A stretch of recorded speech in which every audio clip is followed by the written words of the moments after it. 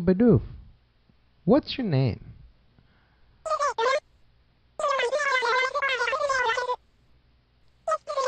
Really? Yeah, I would not have guessed. Not in a million years.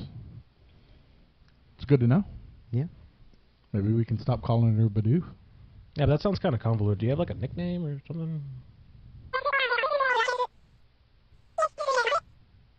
That works. All right. Yeah. That's All right. easy to remember. Anyway, welcome back.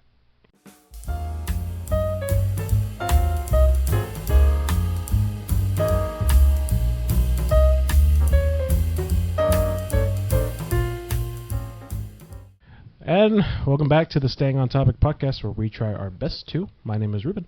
And my name is Vic. And my name is John. So I guess we'll just start off by addressing one thing to begin with. 2 weeks ago, we did say we were going to try to upload on Wednesdays at 2 p.m. However, technical difficulties would not allow us to do that. So we are now just going to say we will upload it as soon as we can. Weekly uploads. We are going to try Yeah. Wednesday at 2 p.m. But if not, it'll definitely be uploaded by Friday. Yes. At some point. Somewhere During the between, day sometime. We'll let you know. We'll post about it. You'll find out. Somewhere between Wednesday and Friday. Yeah, because I felt real bad about promising it Wednesday at 2 p.m. and then we just immediately we just didn't do it. Yeah. Yeah. I will say the most recent episode that we just did, that one we had to like jump through hoops for because there was a lot of copyright stuff. Yeah. That just was not going through, which we don't know why. Which is very silly. It was very very dumb. We still don't know what the copyright stuff. No, but it was music related. Oh. Yeah. Oh. Whatever. You know, traditional copyright stuff that You don't want future stuff to Fair enough. be an issue, so I had to change a couple things, and that was it. But Yeah. Alright. So like we said, we will try to get it out at least by the time that we said. So Wednesday at 2 p.m. Central.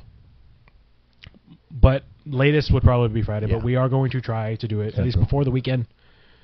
And yeah, I guess I just wanted to address that because, like I said, we promised. Well, I shouldn't say we promised, but like we said Wednesdays at 2 p.m. And granted, we're gonna try to uphold that. Yeah. But sometimes things happen. Yeah. Sometimes there's we missed a thing in editing, or it's just taking forever to upload because internet speeds and stuff like that. But Yep. we will try our best to do better. And we're just letting people know that. yeah, what he said.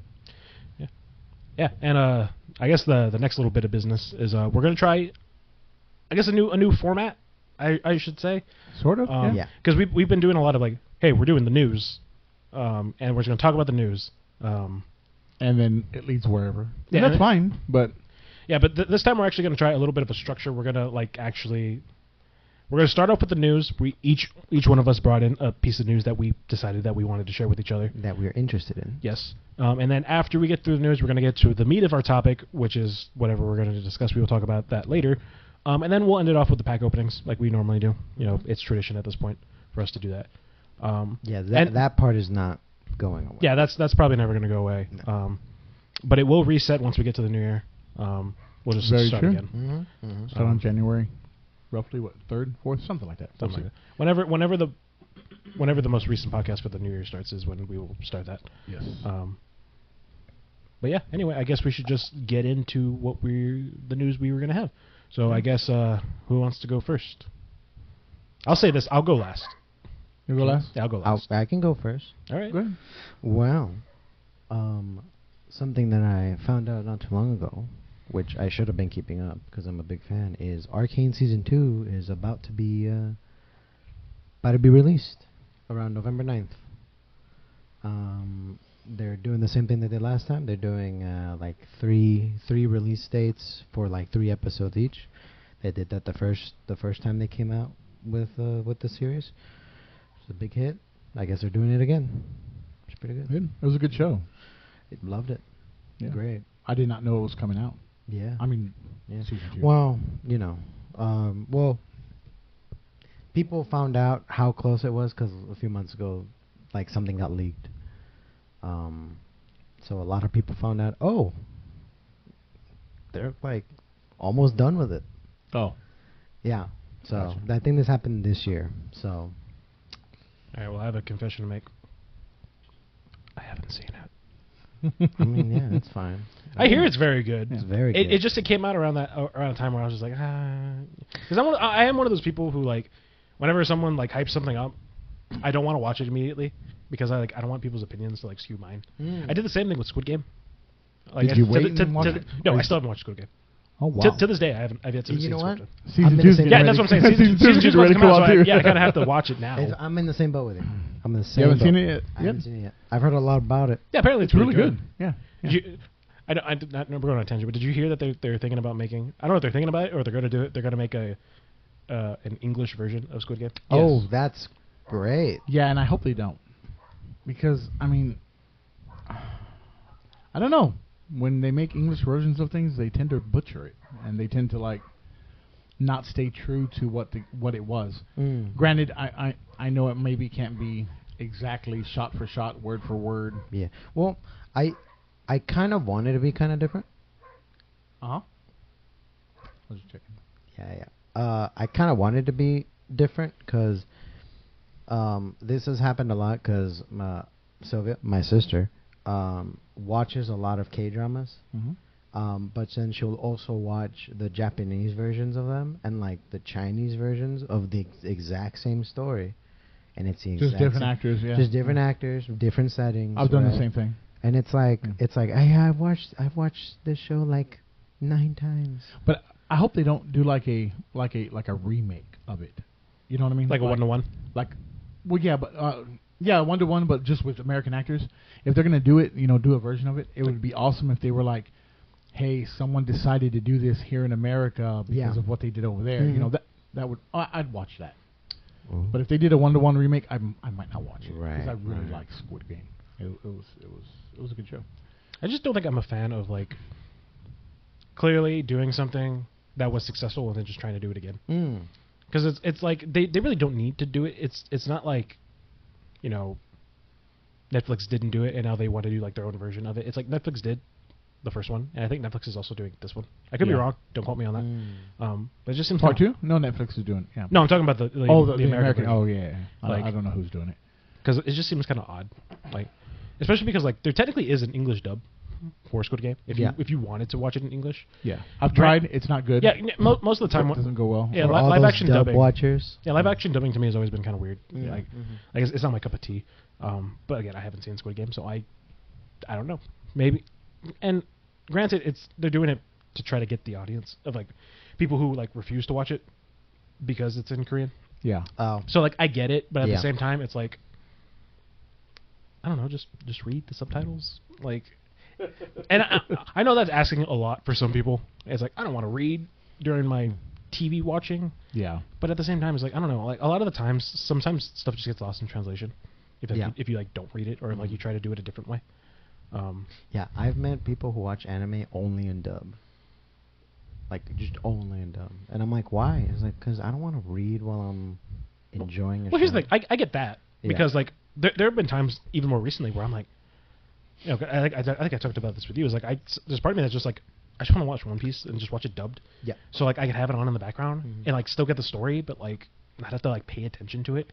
Because when you have like 1,000 episodes or something, that's daunting. And it's just like oh man, I gotta pay attention to this one thing. Yeah, but it's the same thing what you were talking about with the live action. A lot of it gets lost in translation because it's not word for word, right? You ever watch dub and sub at the same time, or like you watch the same episode. I've done this a couple different shows, and it's just like you didn't say that there. Or you pick up on some words. You know what some words mean. It's like, wow, that totally does not mean what you were trying to say. So it's like the one thing that I do appreciate about dubs is if they have fun with it.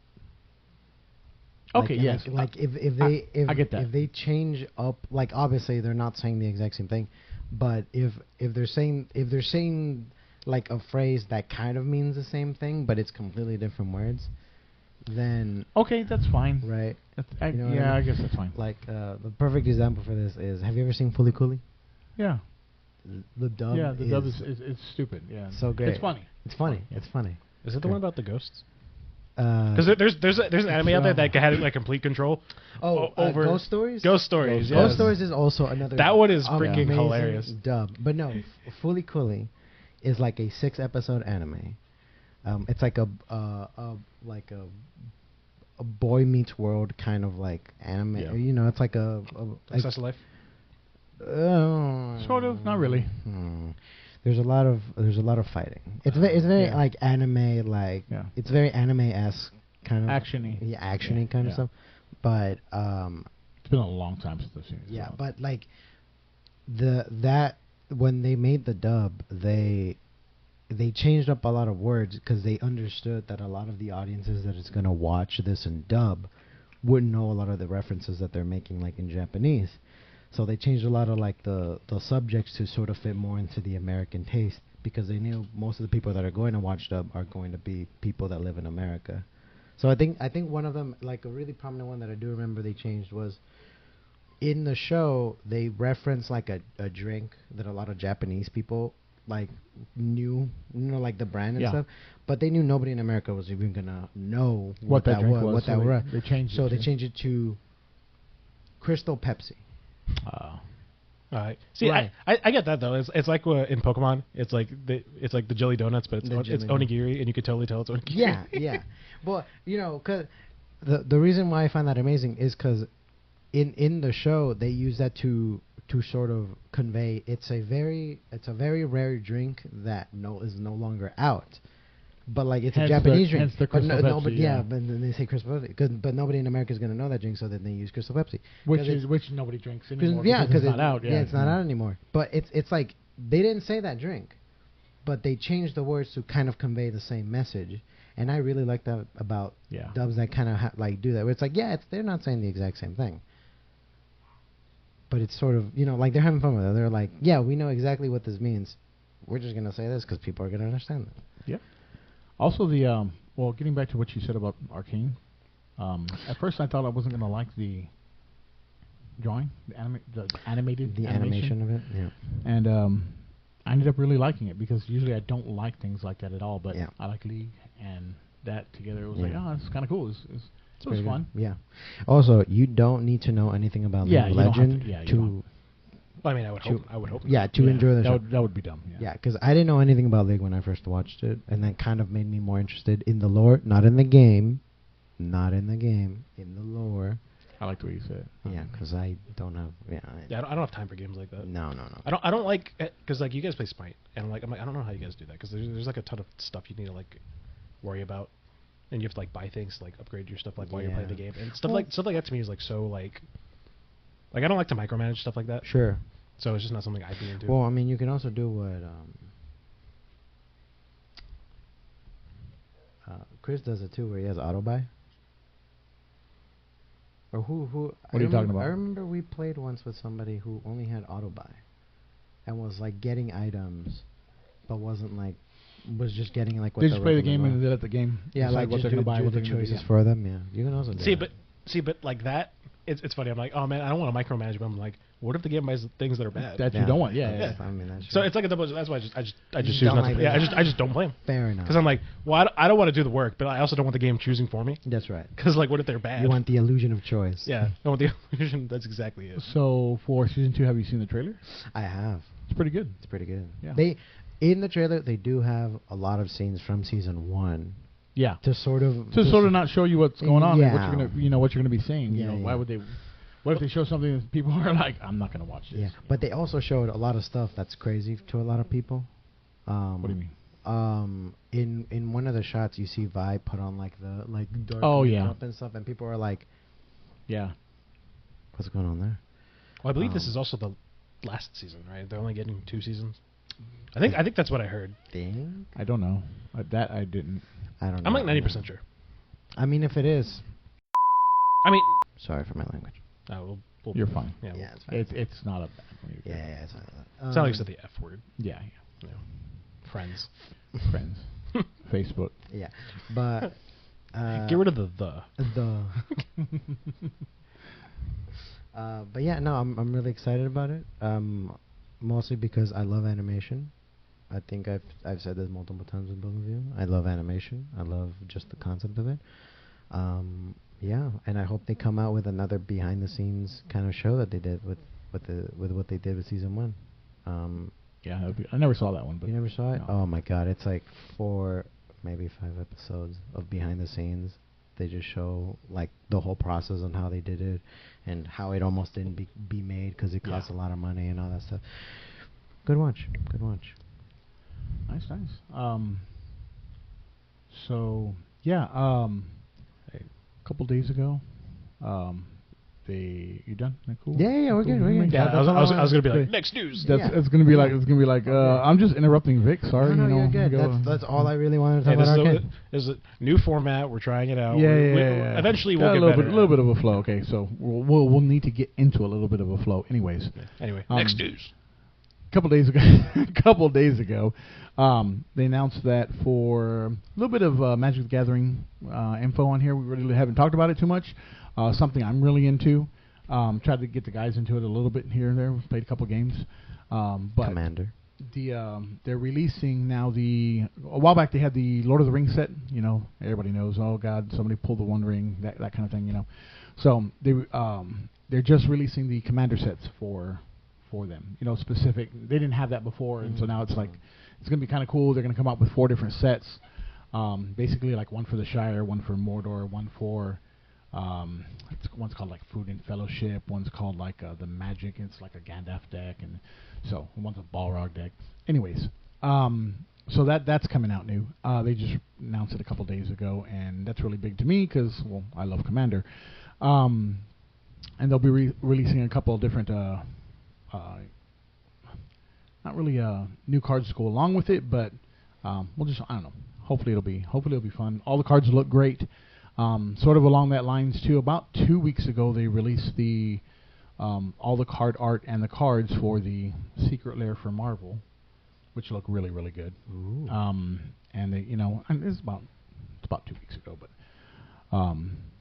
that's on that side of, like I said, we don't really talk too much about Magic, so I was just like, that's. I mean, it's still good to know. New thing coming in. Well, not only that, but they also announced that they're doing a Final Fantasy collab, right? They are Final Fantasy. Which yes. I'm actually pretty excited for. That one I'm looks not a big Final Fantasy guy. That one's like, I think that one's gonna be. I played the most recent games. Do you know which part of Final Fantasy? I know one of them is the girl from 13. Yeah, Okay. the main character. Yeah, the main character for The one 13. with the pink hair? Yes. Lightning. Yeah, I think Yeah. that's right. I don't know. Okay. That's the one I I only know. didn't It's play like through for all sure. 13, but yeah, that's the one. I think I played it like back. I don't know if it still is. When it was on Game Pass. It was on Game Pass for a little bit. It's not. They took it off already. Okay, well then. Yeah. There you go.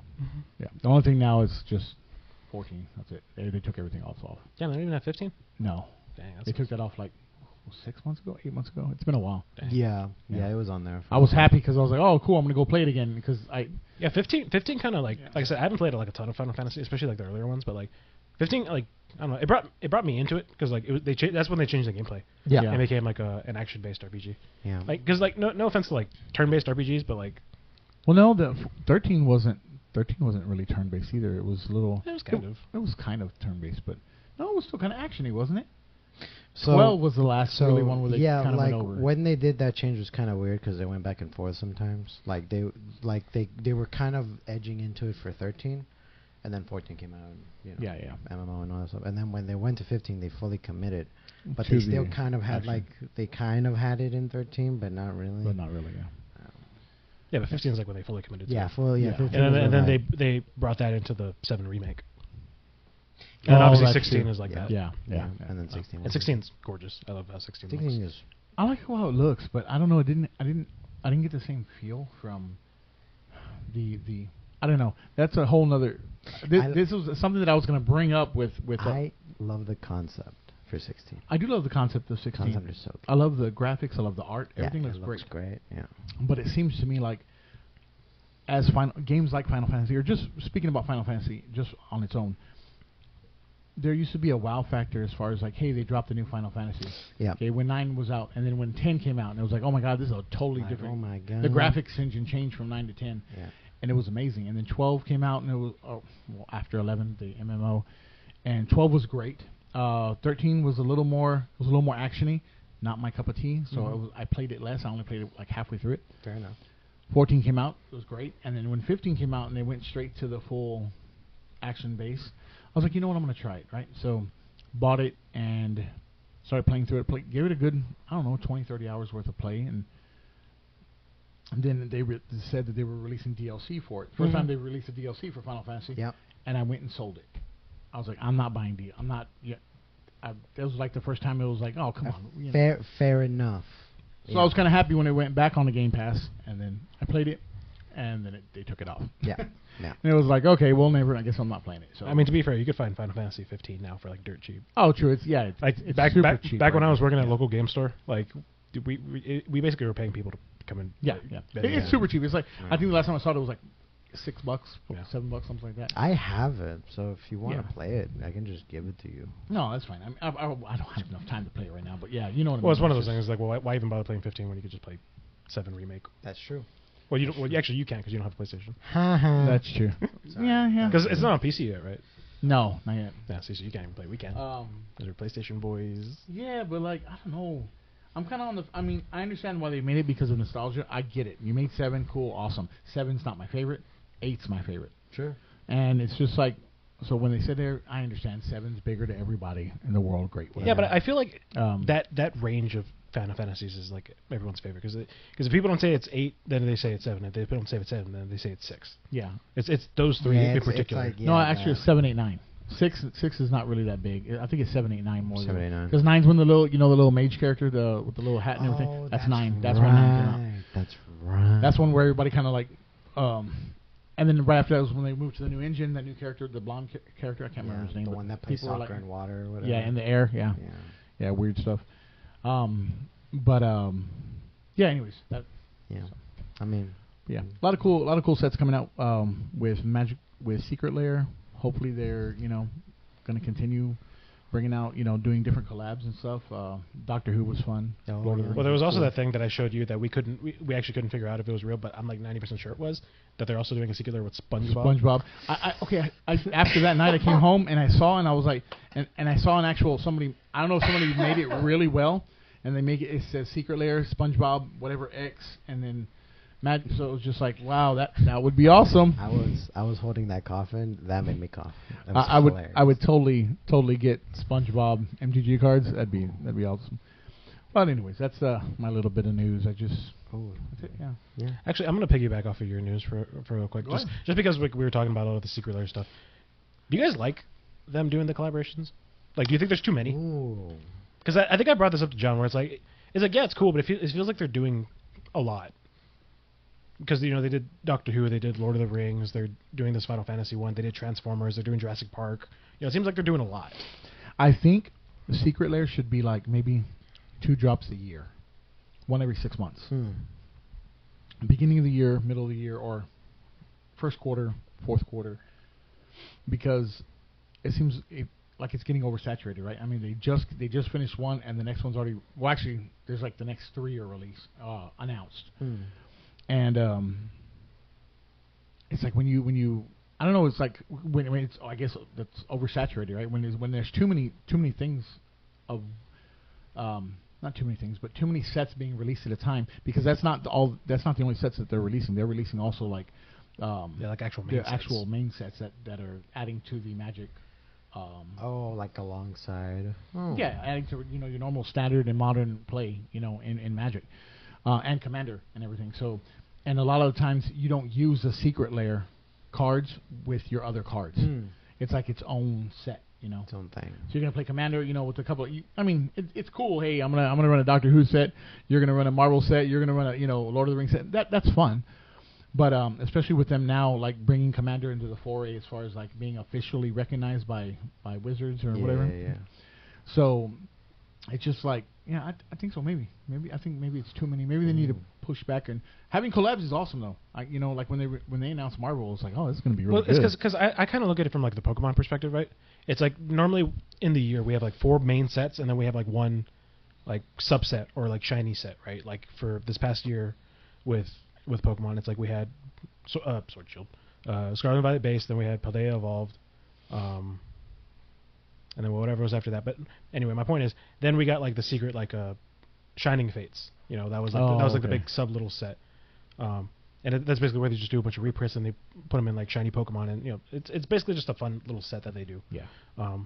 So that's why I'm like, I look at Magic and I'm like, dude, they're doing this another collab, you know. Yeah. And like while you were talking, I was like, oh man, they also did Chucky, they did My Little Pony, like I was thinking about all the other ones that they were doing. Yeah. And I'm just like, this just seems like a lot. And in a weird way, it kind of just feels like cash grabs. Well, it is. I mean, but also it's like because it's that different realm. It's secret lair. You know, it's not official. Yeah, I mean, and I guess that's why they can get away with it. Yeah. Right? It's because like it's not technically, it's like its own thing. Most people that are probably going to want those are probably just going to seek out those things. Yeah. It's just, I don't know. It feels like a lot. Yeah, it is. It really is. And on the other hand, like other card games, I wish they would release more. You know, I'm on the completely different side. I think it's cool. I think it's cool. I think Yeah, we're not. I don't think we're saying it's not cool. It's just like it's one of those things where it's like if you get it too often, does it lessen the value of when you get it? True, but also if you have it like if you only release a set a year or 2 sets a year, like when will they have the time to release the next sets? You know what I mean? So if they're going to release 20 different sets for Secret Lair, you know, do I really want to wait 20 years for them to release all their sets for Secret Lair, or over the course of the next 2 to 4 years, you know, release all of them? So it just depends on preference. I mean, and of course, if you like it, go and buy it. If you don't, I mean, that's another one. Just I don't know, just. But I do agree. I think they should wait off a little bit, maybe like 2 a year instead of. I think this year it's been 2 so far, and then last year it was like 3. Yeah, I think last year it was 4. Last year was like what? It was Lord of the Rings, Doctor Who. Yeah. Transformers was the beginning or the end of 2023. I think it was the or the year before. I think there was another one, but I think there was 3 last year. But yeah, I definitely remember it was like Doctor Who and then Lord of the Rings, or vice Lord of versa. the Rings, yeah, and Doctor Who. Yeah, but now Marvel's already here. Yeah, yeah. And like has the Jurassic Park one even come out yet? No. See, because that one's still coming. Yeah. And like I said, I think the Chucky one might have already released. I think Chucky one already did release. I haven't. Again, there's so many. Yeah. Like it's hard. It's really hard. Like honestly, it seems like they'll announce the next one before they release the one that they had already announced. That's what I'm saying. Is like it just seems like a lot.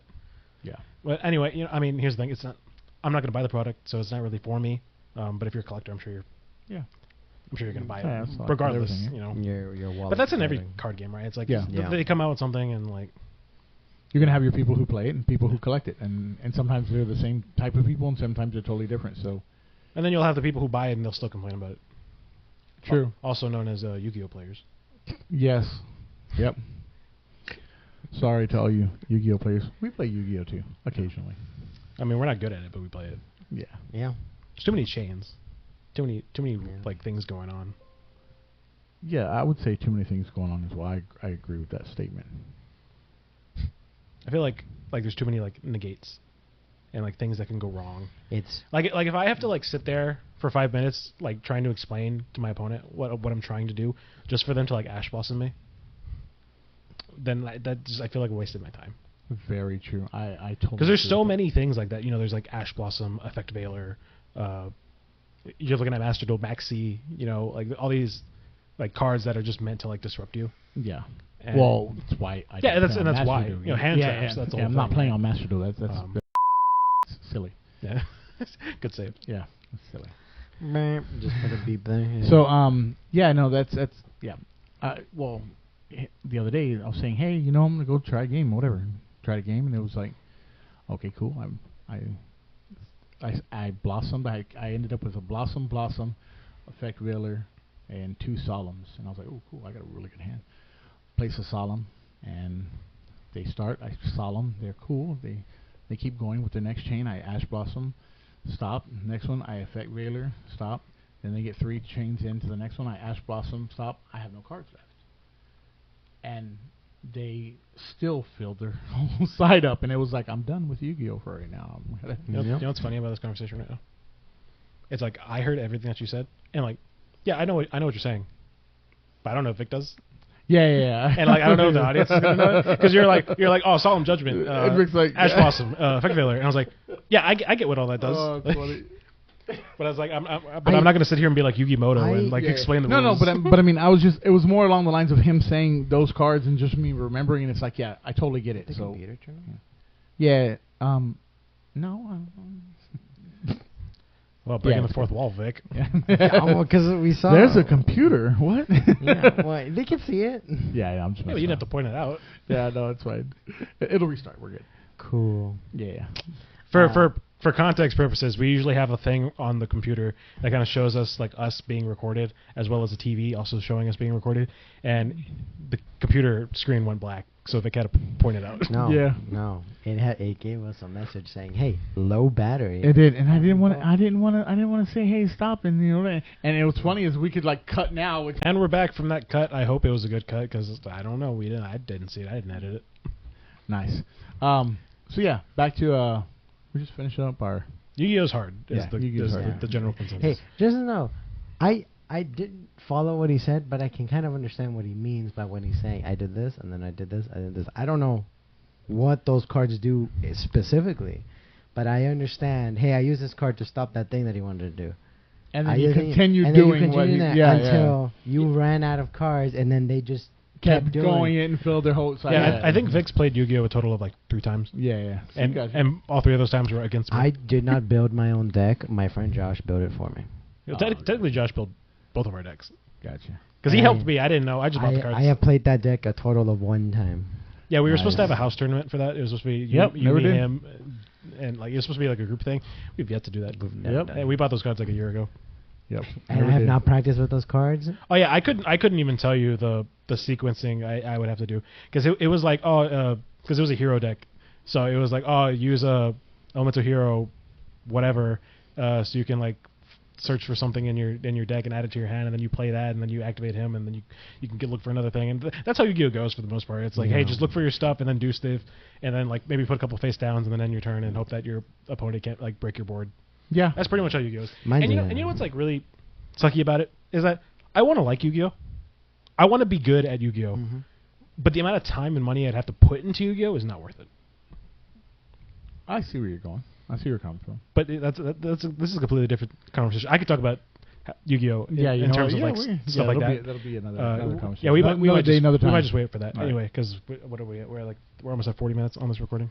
That's not including. I'm breaking the fourth wall again.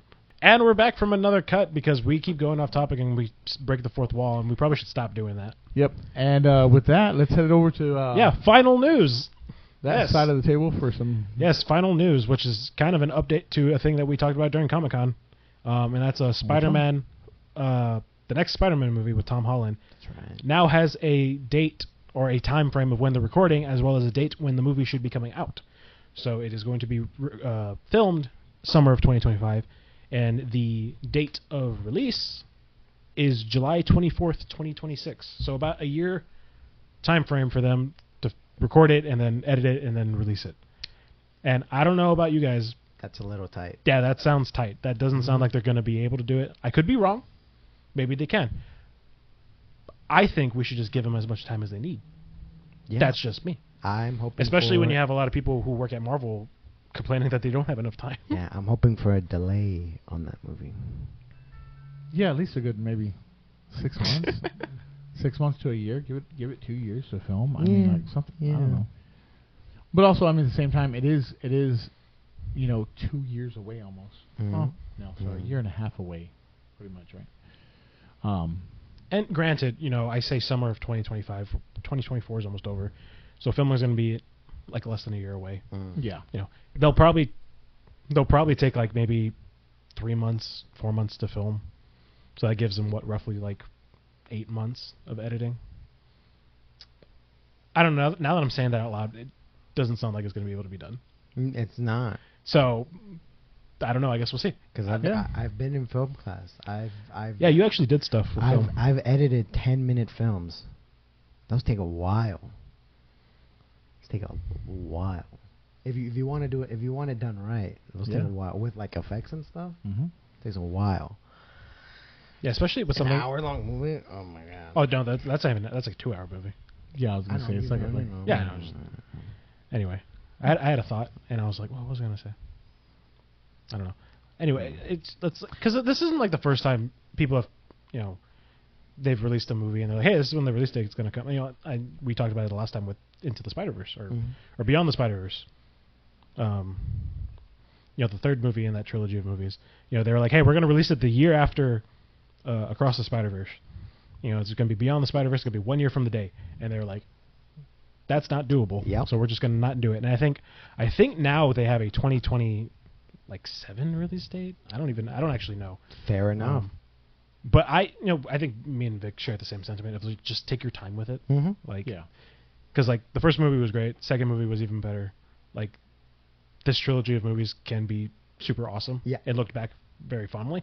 Mm-hmm. Just take your time with it, because the last thing you want is to put out a rush job and everybody hates it. Yep. Yep, I agree. Way to fumble the ball.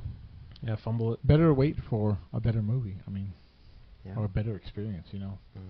No need to rush. Well, we all see what happens when they rush things. Well, yeah, it ends up horrible. Because Marvel, I feel like Marvel employees are overworked. Or I don't even know if it's that they're overworked. Is that I don't know why they just refuse to hire more people. Then we end up with She-Hulk. Yeah. Or what they're gonna do with Sinister Six. Oh yeah, I heard about that. Yeah.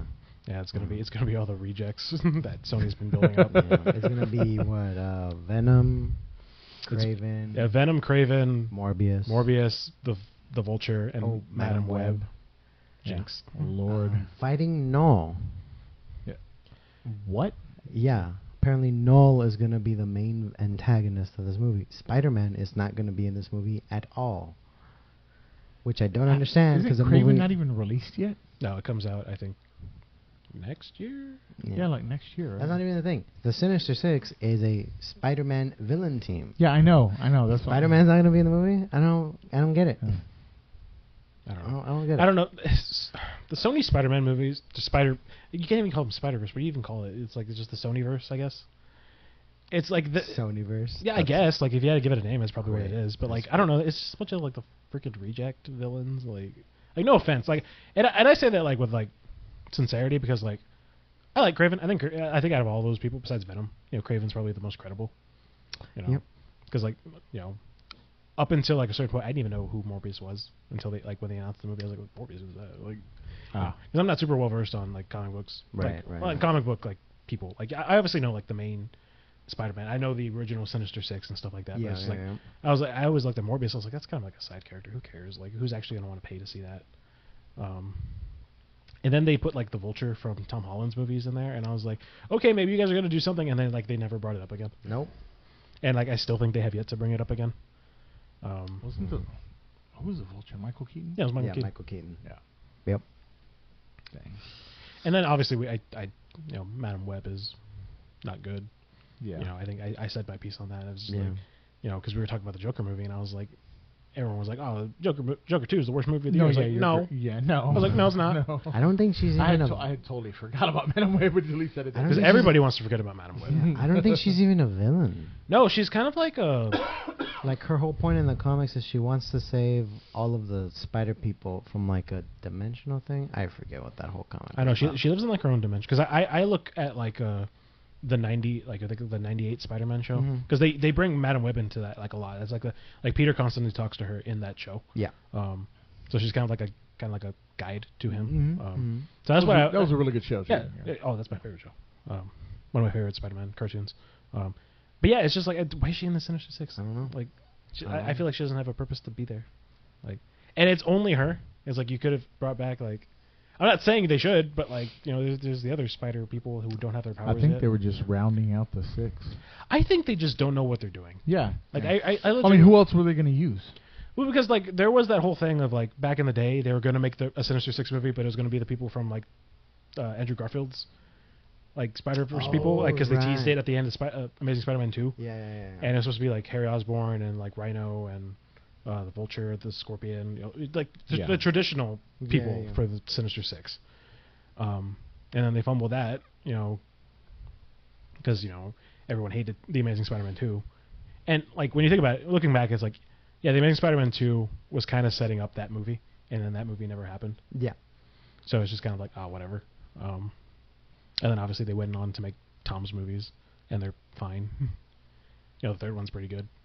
But again, that's nostalgia. It's just like, oh my God, look at Toby. Oh my God, look at Andrew. Oh my God, is that Doc Ock? Like, crazy. Yep.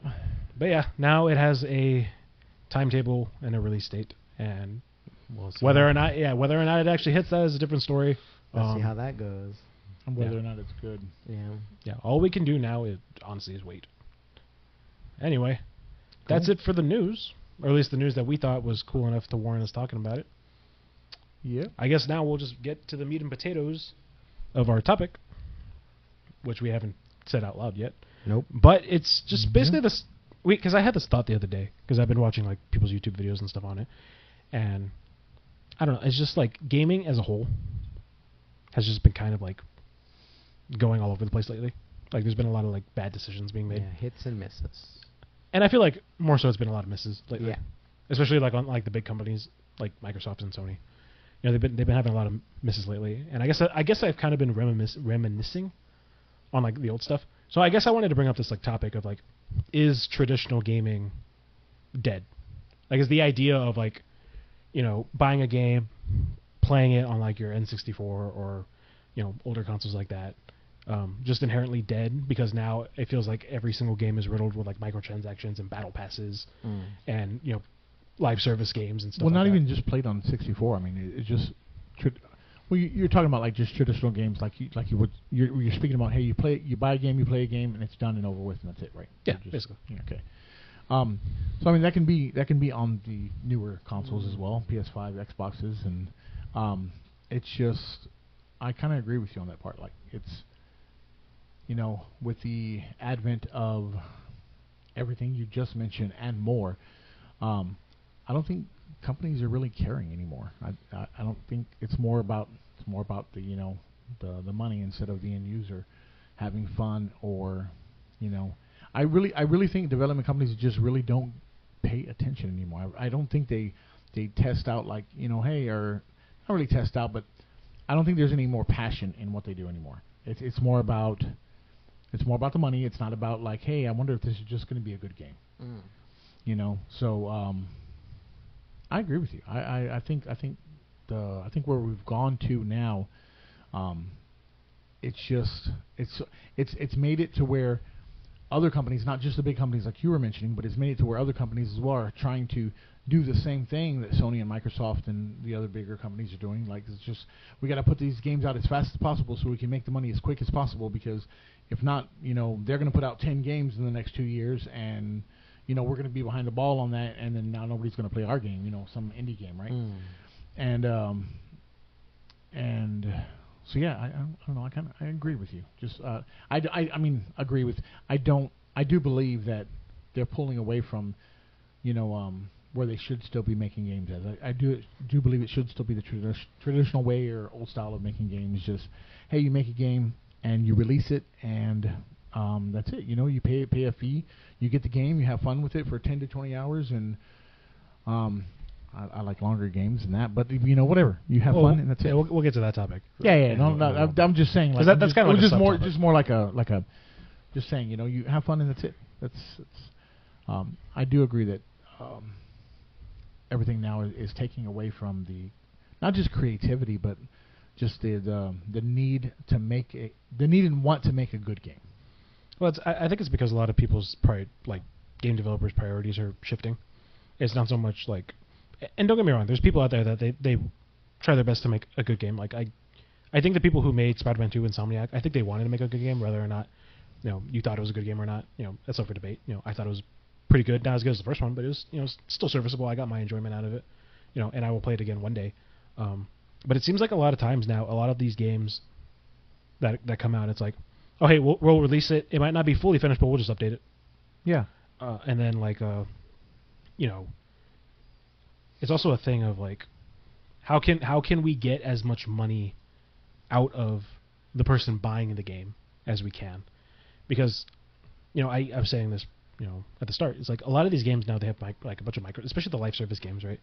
That's how they make their money, right? It's like, It's like, in order to keep updating the game, we have to implement skins, and those skins could be like $20, and then, you know, it's, you know, we might not sell the skin again, so you have to buy it when you can, and it's, you know, kind of like this thing of like fear of missing out. And that to me, that's what gaming is kind of become now. It's like, hey, you want this thing, you gotta pay for it. You know, you gotta suck in this money and just buy it, or else you're never gonna be able to do it again.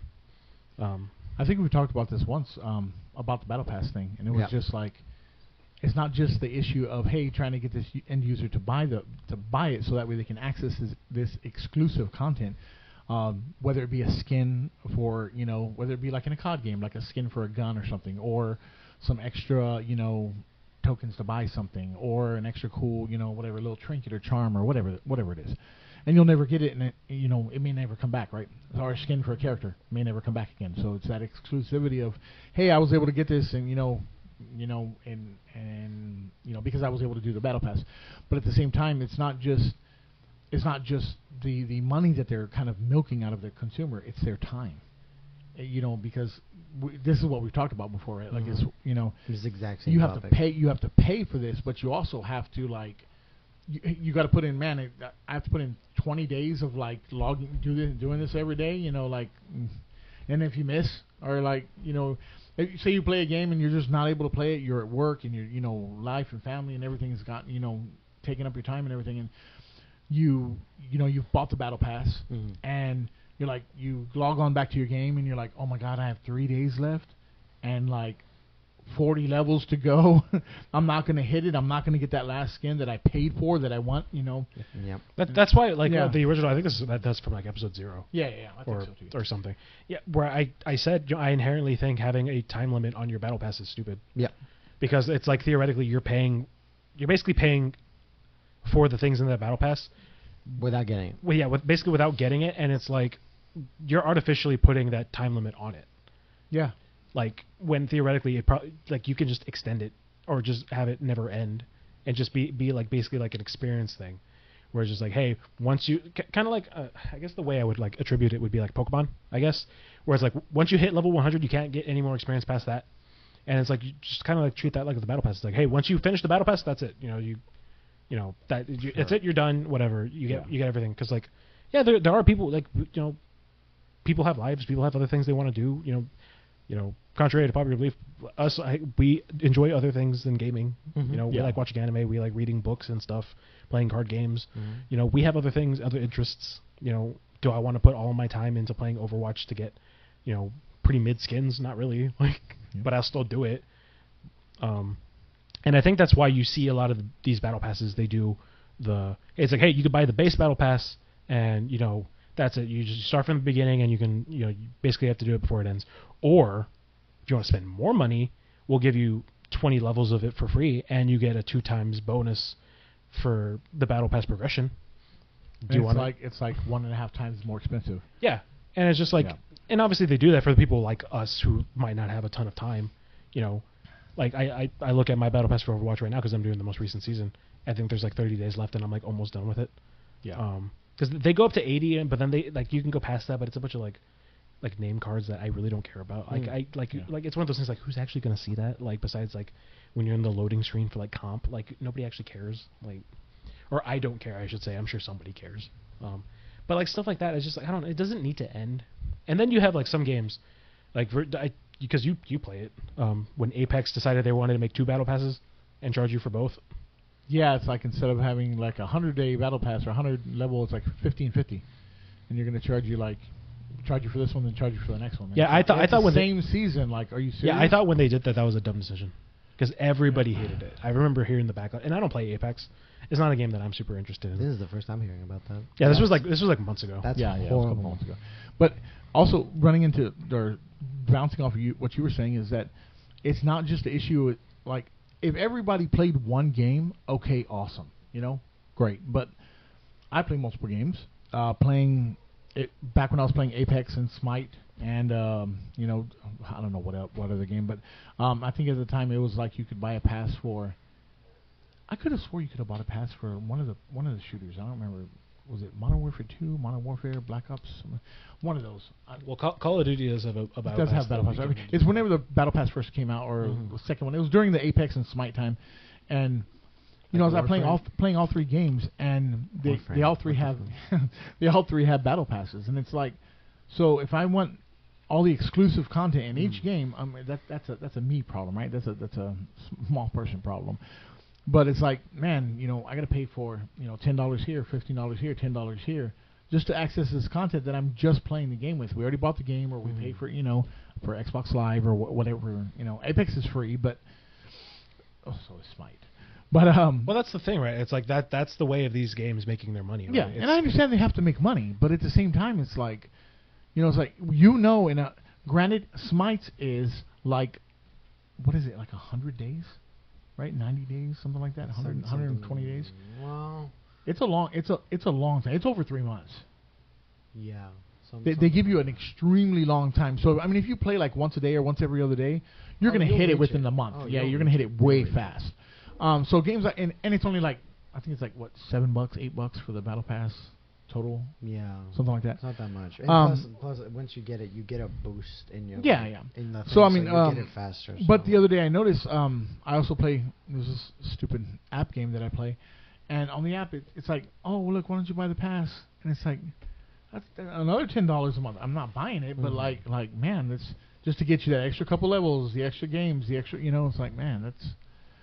I don't know. That's it feels like everything has a battle pass now. Well, everything. Well, everything also a lot of those problems are inherently live service games. True. Problems, True. Right. Yeah. Because I rarely play live service games. I'm mostly try to stick with like single player or, if not single player, like, at least things, that can let you play multiplayer, but it's mainly just for like single player. Games. Like I play a lot of roguelikes, and a lot of those games generally don't have those types of like, obviously there's like some DLCs with some of them, but for most of the DLCs like that, they're like, I'm not gonna say cheap, right? Because like that has a lot of different meanings for a lot of people, but it's not much, and you can still get the full story for the game even if you don't get the DLC for like the game, right? So yeah. I have a different look on that problem, mostly because I don't encounter it as much. Wait, because here's the thing: live service games, they get hit with the battle pass problem. Single player games get hit with the season pass. Where it's like, hey, here's the promise of all the stuff that we're going to add into the game eventually. Yeah, $30 right now. Season pass and buying the DLC. Yeah, the live service games you necessarily don't have to buy the DLC. Yeah, because live service games, most of the time, the things that they're selling you are just skins. Yeah, or like coins to buy the skins. Oh, like what game? For the season pass thing. I think I guess the most recent one that just comes off the top of my head, the Assassin's Creed, the new Assassin's Creed is going to come out. Oh, but that's Ubisoft. They've always had that problem. Yeah, that's true. Yeah, what's another game? I haven't really seen a single player other than those, like the Assassin's Creed one. I don't. Which is why I don't really run into that problem much for me. Well, I guess another one that I guess just comes off the top of my head is like the WWE like 2K games. Oh yeah, because with it, it's like here's the season pass, and over the course of like the year before they come out with the next one, it's like, hey, well, here's the season pass, and each time we release the new thing for it, you get like more wrestlers added into the game, and like sometimes they're like special, or sometimes they'll be like silly ones. Like I think literally one of the battle pass, one of the season pass things was like Pat McAfee and his crew for the Pat McAfee show. Oh, so it was just, but you could wrestle as them. I don't know anybody on that show besides Pat McAfee. But it's like you could wrestle as them. And I was like, okay, I guess like that's fine. Well, if you so you have the battle pass, you have the season passes, you have the DLC, but you also have like in long-term games MMOs, right? I only notice this because I play those. Like expansions. The expansions, but the more like you were talking about, like season passes, like as far as if you buy this expansion that's coming out, say with WoW, right? So if you buy the expansion coming out and it was $39.99, but if you buy the expansion and you pay the $70 for the expansion, if you pay the $70 for the expansion, you get the extra, you get a couple extra skins, you get access to this EXP booster, you get access to, different types of, just checking the volume real quick. There we go, yeah. So, you get access to all that extra stuff, right? And you're buying the same game. You're not spending anything different. You're just, you are spending different. You're not acquiring anything different other than skins and maybe less time grinding your character out. Okay. What kind of peaked or reminded me about WoW earlier was when you were talking about buying skins for like $20 or something like that, right? Well, WoW just released the first ever its $99 mount. Was it that dinosaur looking thing? Yeah. Here's the thing. That thing looks cool though. No, it's like a bronze. It looks like a brontosaurus. It is. It looks amazing. Okay, so the reason that people are buying it is because brainwashed. Here's the thing, right? I have the target audience for that. It's like it's just like a stupid dinosaur looking thing. Like the reason that they brought it back, that I think that they brought it back, is in game there used to be this big brontosaurus looking dinosaur thing, right? Okay. There's a few mounts, very few, like 2 or 3, 4 mounts in the whole game, where you can use your mount and access it as like a trade shop. So there's 2 different trade shops that you can access to like change your gear for transmog stuff. Okay. Make your change out, make your look, and then you can also access like the shop to sell stuff. Well, they used to have one of those in game. It's still in game, but they took away access of buying that at the store. It was like one of those mounts where it's like, it's like you have to save up so much gold, 3.5 million gold. That's a lot of gold in WoW. And you buy it, and you just be like, oh wow, I farmed all this gold for like freaking months just to buy this. And it was a big. It looks similar to the one that they're selling, but they took it out of the game about a year ago or however long ago. And I'm like, now you just pop that, and it has the same things. That it looks. I think it's a shop mount, and it's like, y'all just basically reskinned it and put the brontosaurus back for $100 without someone having to pay in-game gold now, and so people are buying it. But it's just like, but then there's the outrage on the other side where it's like it's $100 for a mount. For one mount. Like, holy crap. And don't get me wrong, they've had like $20, $30 mounts before. But that's so crazy. And once that goes away, it's just like, oh, look, I have $100 mount and you don't. You know? I never understood people buying cosmetics for like a large amount of money. I've just never understood it. Well, it's because you're getting the experience. Well, it's one of those things where it's FOMO. Yeah. Because, like, just for an example, like, they just did the My Hero Academia X Overwatch stuff. Oh, yeah. And, like, to buy all the skins, like, combined, it was like $50. And I bought them. Yeah. Because, like, here's the thing, I'm going to use them. It's not like I'm not going to use them. And I like, gives me choices of, like, what I want to wear like, in-game. Granted, I think inherently Overwatch skins are kind of dumb because, like, you can't actually see your skin. No. Only everybody else can. Yeah. Like, unless you do, like, an emote, like, you're probably never going to see your skin. But, like, now my Reaper is Shigaraki. But you see, cool. you see it at the end of it and the beginning of it. I mean, like, yeah, like there's like inherently it's kind of cool. Yeah, I think it's cool. I think it's a cool thing. I mean, I don't know. I've been guilty of that as well. I mean, Smite comes out with a new set of skins if I like them.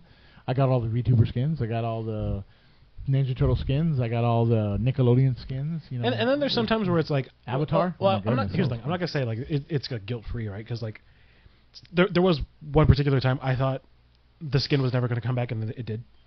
Like, it was back when they were doing a collaboration with the K-pop group Le Sserafim. Oh yeah. And they released like 5 skins as like 5 of the girl characters in Overwatch like going to their concert. Yeah. And I was like, oh, this is gonna be like a one-time thing because like it's one of those like weird collaborations where like these are actual people, and I'm sure they don't want to pay like rights and stuff. Yeah. But then the girls in Le Sserafim had to come back and they re-released the skins, and I was like, oh, so it wasn't like a one-time thing. Yeah, so it wasn't. So granted, it's probably going to happen again the next time they have a comeback or something. Yeah. And I was just like, well, that sucks. Like, I just... Yeah, because you spent the money on it already. It's like, man, I could have just... Yeah. But I also see from the other side, like, hey, maybe you weren't playing the game then. Yeah, true. They're accessing it for different people at different points of time who are, playing it at different times. See, my big problem is when skins are, like, stuck behind the battle pass.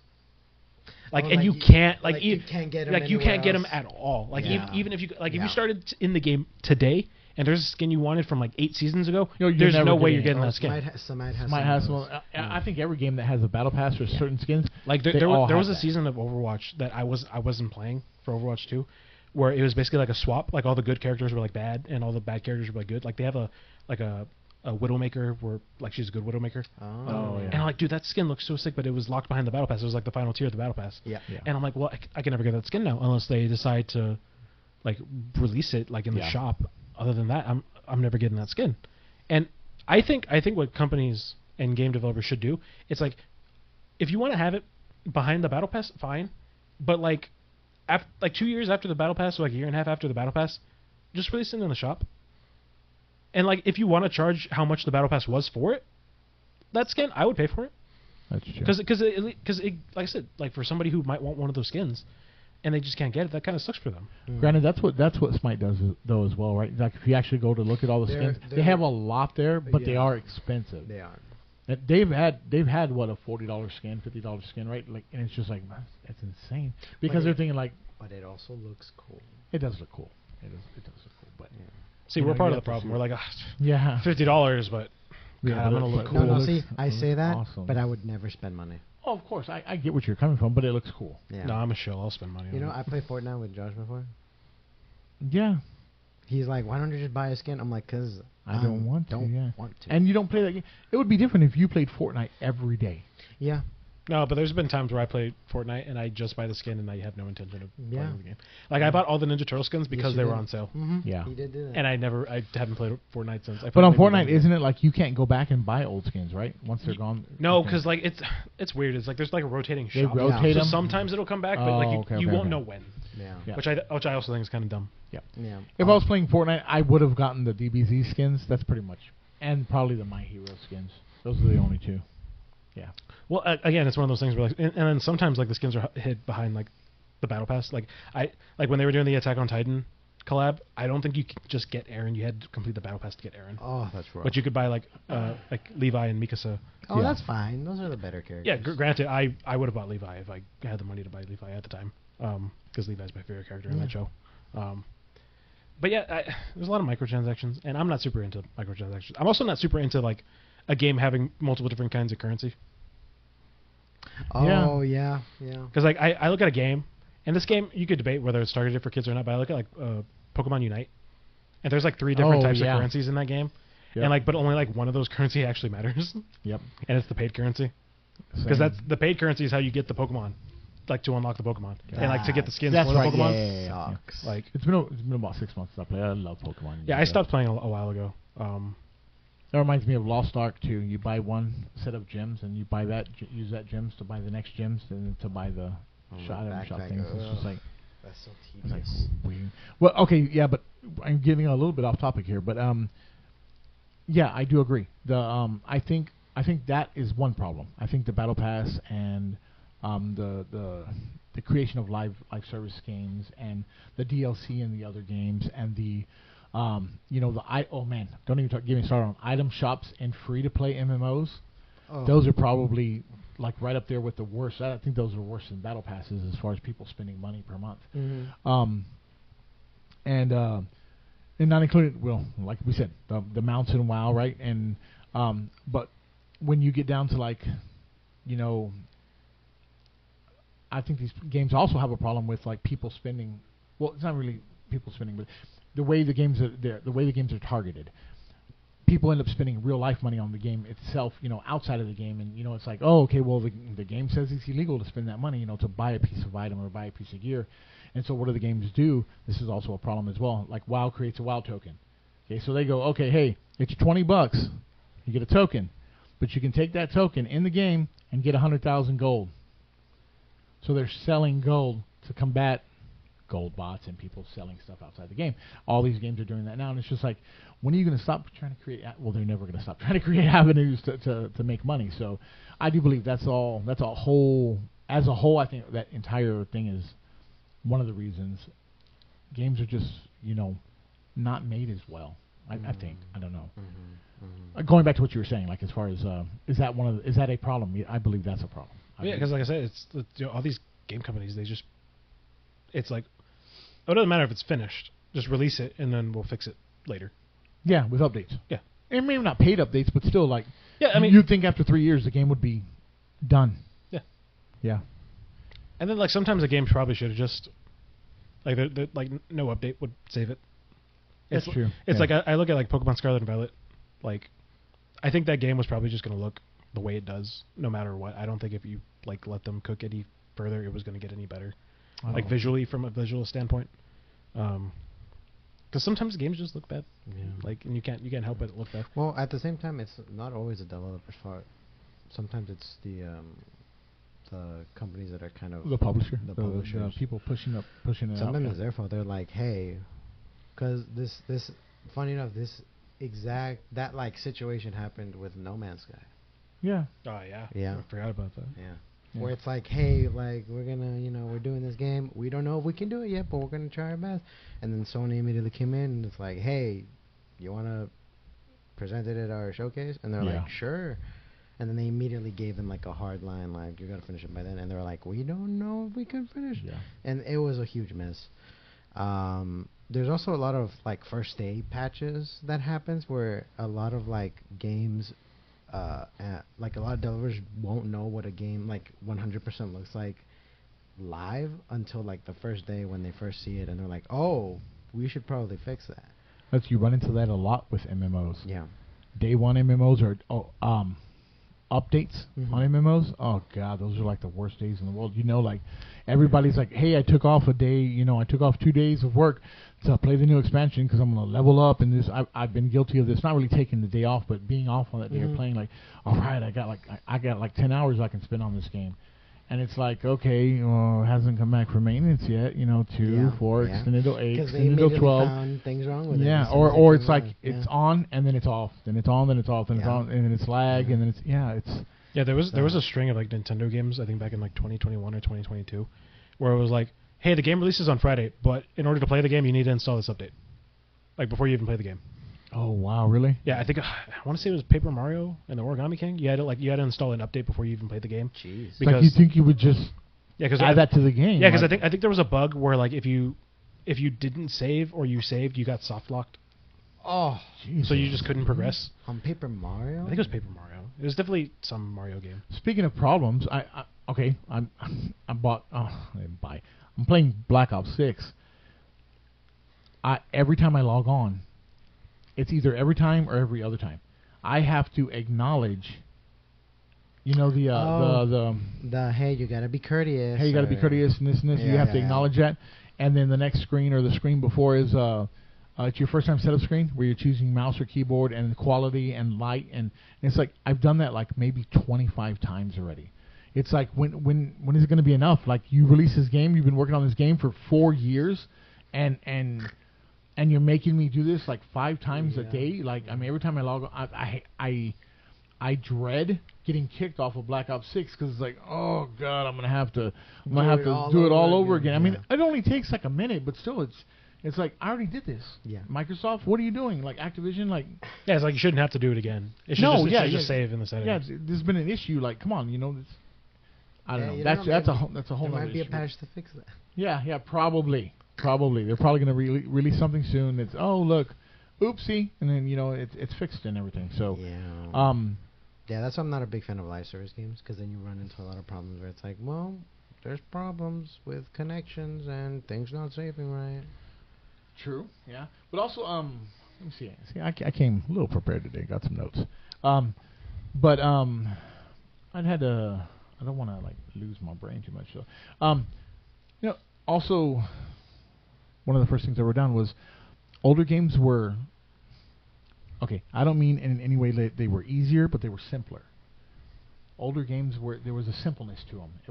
You might have had to do many different things, and the task of it of jumping over this and doing this might have been hard, and like you needed some good coordination or multiple tries to do it. Right? You play roguelikes, you know that trying over and over and over again, right? So, but they were simpler. That's why I think when roguelikes remind me a lot more of like older traditional games. If any game I could pick out. Right. Is that? I mean, do you see that or? Ooh. I mean, is that something that like because I'm trying to after Ruben brought up like traditional games, it was just like I'm trying to think of something that in today's time, like what is something that would be a more traditional game, and I'm trying to think of something that's. Do you mean simple in mechanics wise, or just not to where there's like 100 different things I have to learn? Oh, plus, I see what you're plus updates, plus paint. You know, not actually. It doesn't even have to do with the pay stuff because that was never an issue back then. It was just you buy it and that's it. Heck, sometimes you can get roguelikes for free now. But I'm just talking like there used to be a simpleness to games. I mean, look at all the games from like even Zelda back then. I mean, yeah, it was tedious going through levels and you had to do certain things and maybe find a secret place or whatever, but in essence it was simple. Older MMOs playing the original Final Fantasy and stuff, they were simple. Had a lot of stuff to it, but it wasn't as complicated. As far as I didn't have to do 10 million things with my hands on a controller. Sure. at one time. Okay. That's what I mean. An overall Okay, a little simpler, a little bit, It's okay. a little more fun to play. So when I kind of get what you mean. The how would you compare a game from back then to now? Because when you say something like hey, like I wish games were more simpler, and then you put out like a game like like Call of Duty, why can't it be more like Final Fantasy like back then? It's like, well, yeah, because they're two different games. They're gonna be totally different Right. games. That's a different set. Like yeah. when you make the comparison, you kind of have to make a comparison for the same genre. Of course, yes. Right, because then if you start comparing like a game from back then, that's a completely different genre from a game right now. It's like, yeah, of course they're like completely different because they're at its core a completely different game. True, but it's not just. I think I'm having a hard time explaining myself, but like it's not that it's like. Go ahead. What? Because you say simple, right? That could mean 100 different things. Like, do you mean simple in story? Simple in like objective? You can have a complicated story, but sure. I think the ease of like when we get down to like these games, having to update all the time or having to run into glitches or running into being able to play the game longer because you have to buy the updates or buy DLC or be on a live service game and keep that going or whatever. Games like the one and done, hey, you buy the game, you play it, you have fun with it, and you put it away until maybe a year later, 2 years later, 4 years later, you're going to play it again. It's not. It didn't seem so like such a hassle to be able to have to play. I don't know. Maybe I'm not, like I said, I'm not explaining myself right. But I think what he's trying to get at is don't want to be too long about like what happened to games just being a game and basically that's it. It's like you buy it, you play it with the expectation that there's not going to be anything else afterwards. True. Like yeah, what happened to phones being phones? It's the same kind of thing. Like what happened to just without it being like, oh God, now don't get me wrong, I love playing games, I love long games, but at the same time there is a kind of like something about, hey, going and putting in an old Nintendo game, right? And you play it for a little bit, you turn it off, you come back, play it within a day or two, you're done with it. Okay. And it's just like I didn't have to. It's like comparing Pokemon to Yu-Gi-Oh! I feel modern games are like Yu-Gi-Oh! And older games are like Pokemon. For me to understand, maybe that's a better way to explain it. They're simpler and more easy to understand. There's less buttons to push on the controller. Okay. When I mean simpler, I mean it's just a fun, simple experience. I have to learn a couple of things, but that's it. And that's like you were talking about Hollow Knight earlier, right? Yeah. Okay. Having to learn the timings to do this with. And I'm older. I'm a little less dexterous, and it's just like I can play it, but it's not as enjoyable. You know what I mean? Can I pick it off? Yeah. Because I see this argument all the time with like FromSoft games, and it's like FromSoft inherently they're difficult, which for me at least makes them not as fun. I get some people like that. They like the amount of time it takes you to get the perfect parry, and how many times you have to get it wrong in order to beat the boss. For me, that's just taking up a bunch of time on stuff that that shouldn't be that difficult to begin with. Like there's a difference between having a game be hard and then having the game solely be hard for the sake of being difficult. Yeah, I think I played too much Elden Ring recently. Maybe that's what it is, because it's like exactly what you're saying. Having to do something 40 times. Oh, I'm on my 39th death. It's like, oh my God! Like, can I just like one of these times get lucky, maybe hit it, beat it, so I can just be done with it, it's like, or then I don't play it, that's, I don't know, that, yeah, I'm on board with what you're saying. Because I think what he means by games are simpler, it's just like, there's not much, like, there isn't a ton of like wiggle room for super difficult, like, things in it. Mm-hmm. Like, you go and you pick up like Ocarina of Time, for the most part, like, again, unless you like put it down for a while, because that happened to me. I was playing Ocarina of Time, and like I just forgot where I was and I didn't know where to go, so I just stopped playing it altogether. Yeah. But like I look at like stuff like Elden Ring, and it's just like it's kind of just hard for the sake of being hard, which makes it kind of inherently not fun. And then I also look at like stuff like JRPGs, like the more traditional JRPGs now, like your Personas, Shin Megami Tenseis and stuff like that. And there's like sub menus and sub menus. Yep. Can there just be like one menu where I could just go?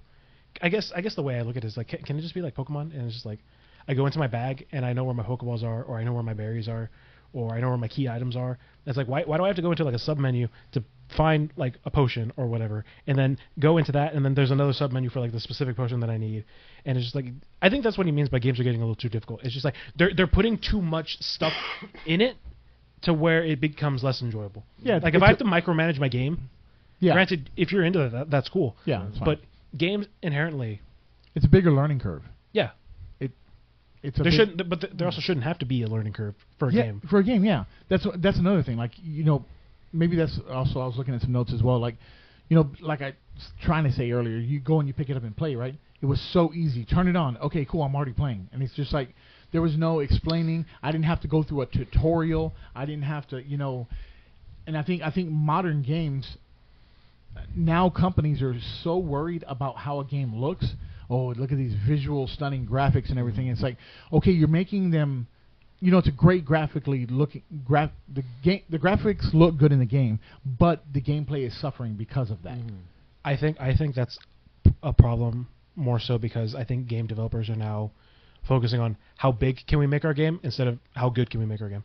I think they're more worried about how open world can we make, because like Elden Ring, again, a good example. That game is huge. You can go pretty much everywhere in that game. But like realistically, you're only really needing to go to like a certain few places because that's where the bosses are. It's huge, and that's every person that plays Elden Ring does, and because they have the plus whatever, plus 1, plus 2, plus 3, the playthroughs, they don't do anything else. It's go here, this boss, this boss, this boss, the game is done. This boss, this boss, this boss, the game is done. It's like y'all wasted all these years making this beautiful game when it's like, don't get me wrong, Elden Ring gameplay is pretty fun, but the mechanics I cannot do. So that it's hilarious that the thing you said earlier where it's like, I just want to play a game, I want to pick it up, and I know immediately what to do. Yeah. That is also inherently something that people who don't play games will also find complicated. What do you mean? So I remember this like a long time ago where I saw this video about this experiment this guy did with his wife, but being like, how do non-gamers see like regular video games?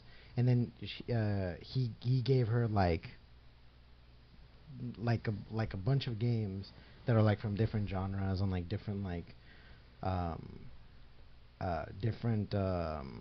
what's the word, different like feels, right? Like I think one of the games was Dark Souls. One of the other games was Shovel Knight. I think the other one was like, what's that franchise called with that treasure hunter guy, Nathan Drake? Uncharted. Another one was Uncharted. I forget what the other games are. I saw this video like a long time ago, and what he noticed was, I think the other one was Portal 2 specifically. Okay. And what he noticed while she was playing video games is there are some mechanics that are not said in video games because they expect you to already kind of know, like muscle memory, like, gamers are going to try to, do this and this and this, so there's no point in us saying like a lot of that stuff. Oh, okay. And so when you said like, I just want to play a game and just pick up stuff, it's like, that's easy for us because we played a ton of games. We know exactly how to test movements and test all that stuff. But there are people that don't play video games that'll like, unless they're told like specifically what buttons do and give them like time to like practice that stuff, they will never find out. Yes, you're basically saying a non-gamer is the same as me talking about more complicated games. We're good. And you might, like when I say that, you might think, well, like it must not be that bad. In that same video, he shows that when playing Portal, she didn't even know she could use the mouse to look around. Yeah. She was just straight up just using the keyboard and like just doing straight and trying to figure out. But do you think that's more of a PC issue than anything else? Because someone who doesn't. No, because the same thing happened with Shovel Knight, where she didn't know certain like when you die in Shovel Knight, like a bag of like your stuff, flies off of you, and like you can pick that up to like regain like the stuff. But I'm saying, do you think that's more of a user issue? Like she didn't know how to use a PC because she's not a PC user, or is it because like she didn't know? Okay, hey, my mouse. Well, that's the thing, right? Like on the computer or something like that, or. Well, I mean, like then like somebody like everybody at least knows how to basic use a computer. Like they know what a mouse does. It moves the cursor. Well, not everybody. But you know what I mean. Yeah, you're talking about just general people. Yeah, general people, right? People who don't play games. Yeah. Right, like no. Yeah, Yeah. Right, there's a lot of people that don't play games that'll look at that and be like, that like it didn't tell me, so how did I know, right? And then we would be like, well, I mean, it's obvious, right? Yeah. It's obvious to us. It's not obvious to them. Yeah. Right? Well, yeah, you've seen that a lot. Right? And then we have people that play games, and then it's like hilariously enough, in the Dark Souls portion of that video, it does tell you all of the mechanics, but it tells you all the mechanics like back to back, like all at once, and that she just forgot stuff and didn't know, like, oh, I didn't know how to do it, right? So I get the, like, I understand the point that some people might get. It's like, oh, like some games are like too complicated and all that stuff. It is, right? But there's also some games that aren't made for everybody. That's true, but I mean, like the Elden Ring, game. But what I think, what I think is what differs on that is that his wife or girlfriend, or whatever, wouldn't be playing any of the games to begin with in general. Well, I'm just talking about people who play games. Right. Well, I'm kind of segueing into what I'm going to say is that the reason why you didn't like Elden Ring is because the game wasn't meant for you. It was meant for people who really love like from soft games and like Souls-like games. It's like people who are people who love the challenge and love the challenge so much that they will stick with it until they finish that game. Oh no, I love the challenge. That's not the issue. My biggest problem with it is, okay, so I go and stupid girl's name, Melina. Yeah. Okay, the second to last or third to last, whatever. Going and fighting her. Mm-hmm. It's never the same. It's not that it's a challenge like, okay, I have to learn these exact mechanics and I beat it, right? That's 100% not true, because you can learn the mechanics and then in the middle of the game she changes the mechanics. Sure. And so you didn't just learn the mechanics of exactly how to beat her, and that's it's like the game says, haha, no, we're not doing that, and then beating her is more, to me, what I've seen, and this is just watching YouTubers, plus me trying it, plus watching Chris and whoever else is playing it, and it's more like, hey, is it luck? See, you say that, but there's also there's some skill to it, but it's a big luck too. Did you ever hear about Let Me Solo Her? Yeah. Yeah. Yeah, I've seen him. Yeah. Yeah, like that guy knows how to beat her. Of course. Like at some point, it just becomes muscle memory, where it's like, I know exactly what she's gonna do. Yeah. I guess the amount of time you play it, right? The amount of times you which is rough for people who don't have time. It's not that not having time. I had time. I had plenty of time to do it. After 50 deaths, it's just like, this game is not. Yeah, like, this game. Yeah, that is insane. Yeah, and that's why. I'm gonna chime in real quick. Yeah. I get what both y'all are saying. I get you're saying the game's not for you.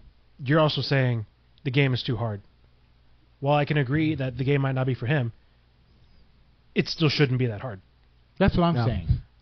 That's what I'm saying. Like just because a game isn't for somebody doesn't mean it has to inherently be so difficult that somebody who might want to get into it just doesn't want to because it's so difficult. It's like you're creating a barrier to where people can't play it. It's like because looking at what you were talking about, it's been proven that just because you don't know gaming, you can't play games. The best example is the Wii. The Wii was for the common folk. Anybody could pick up the Wii remote and know how to do a Wii. Wii Sports is a great example. Mm-hmm. How do you play baseball? You swing the Wii remote. How do you do bowling? You throw the Wii remote. How do you hit tennis? You pretend like it's a racket.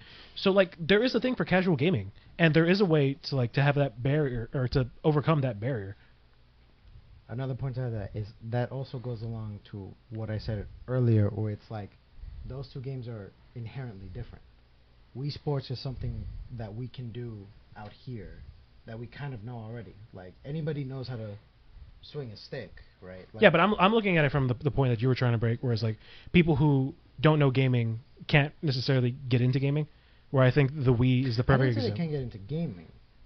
I think he was making a point that just that game wasn't meant for me. Correct? Well, not only Not that style is, of game. is that there are certain mechanics in games that are not being said because they. But this is obviously not every game, right? Yeah. Yeah. But there are some games, I would say like a good majority, that kind of expect you to know basic mechanics of like, this is how you move. Like, of course, there are games that actually tell you like this is That's how you pretty move. much every game now. Yeah, right. You got to know how to move this way, up and down, left and right. You got to know how to do this. Move Yeah, up but and front. there are some games that that'll kind of just expect you to be like. Yeah, but a counter argument to that, there's tons of games over the course of history that have done that. Mario does not tell you how to move. They don't tell you how to jump. You just inherently figure it out. You just do it. And that's the thing with gaming. You kind of just have to figure it out. And again, that goes back to the thing. Should games be that difficult to figure out? Probably not.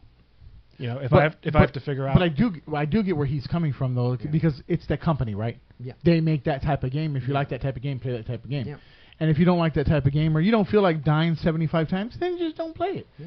I get it. I'm totally on there as well. Yeah, that's why I it was don't just like- more me of an experience trying to do it, and it was trying to get into that, and Yeah. that's why I was just. You know, what's hilarious? Same thing happened to me. I have the game. I've played it for a You little played bit. with me and Chris, right? Yeah, I played with Logged- I played yeah, with yeah, both of you.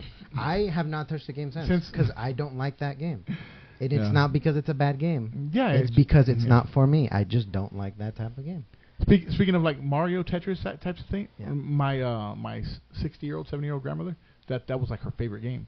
Yeah. And she'd be like Yeah, 'cause trying to Tetris teach is her. awesome. Yeah, Tetris is great. trying to teach her like she would do the Mario stuff, playing through the levels. Yeah. And every time she would jump with Mario, she'd go like that, and it'd be like Yeah. yeah, and the old games, the pole position stuff, she'd be going like this, and then go like this, and then so. You just But- reminded me. In that same video, she also plays Super Mario. She did not know how to run in that game. Yeah, because the game doesn't tell you. She didn't tell you. Yeah. Yeah. Because that's the thing, right? It's like games, most of the time they just don't tell you. They just Or don't if they tell you. do, it's like a very quick thing. Yeah. It's like, hey, this is how you crouch. Press B.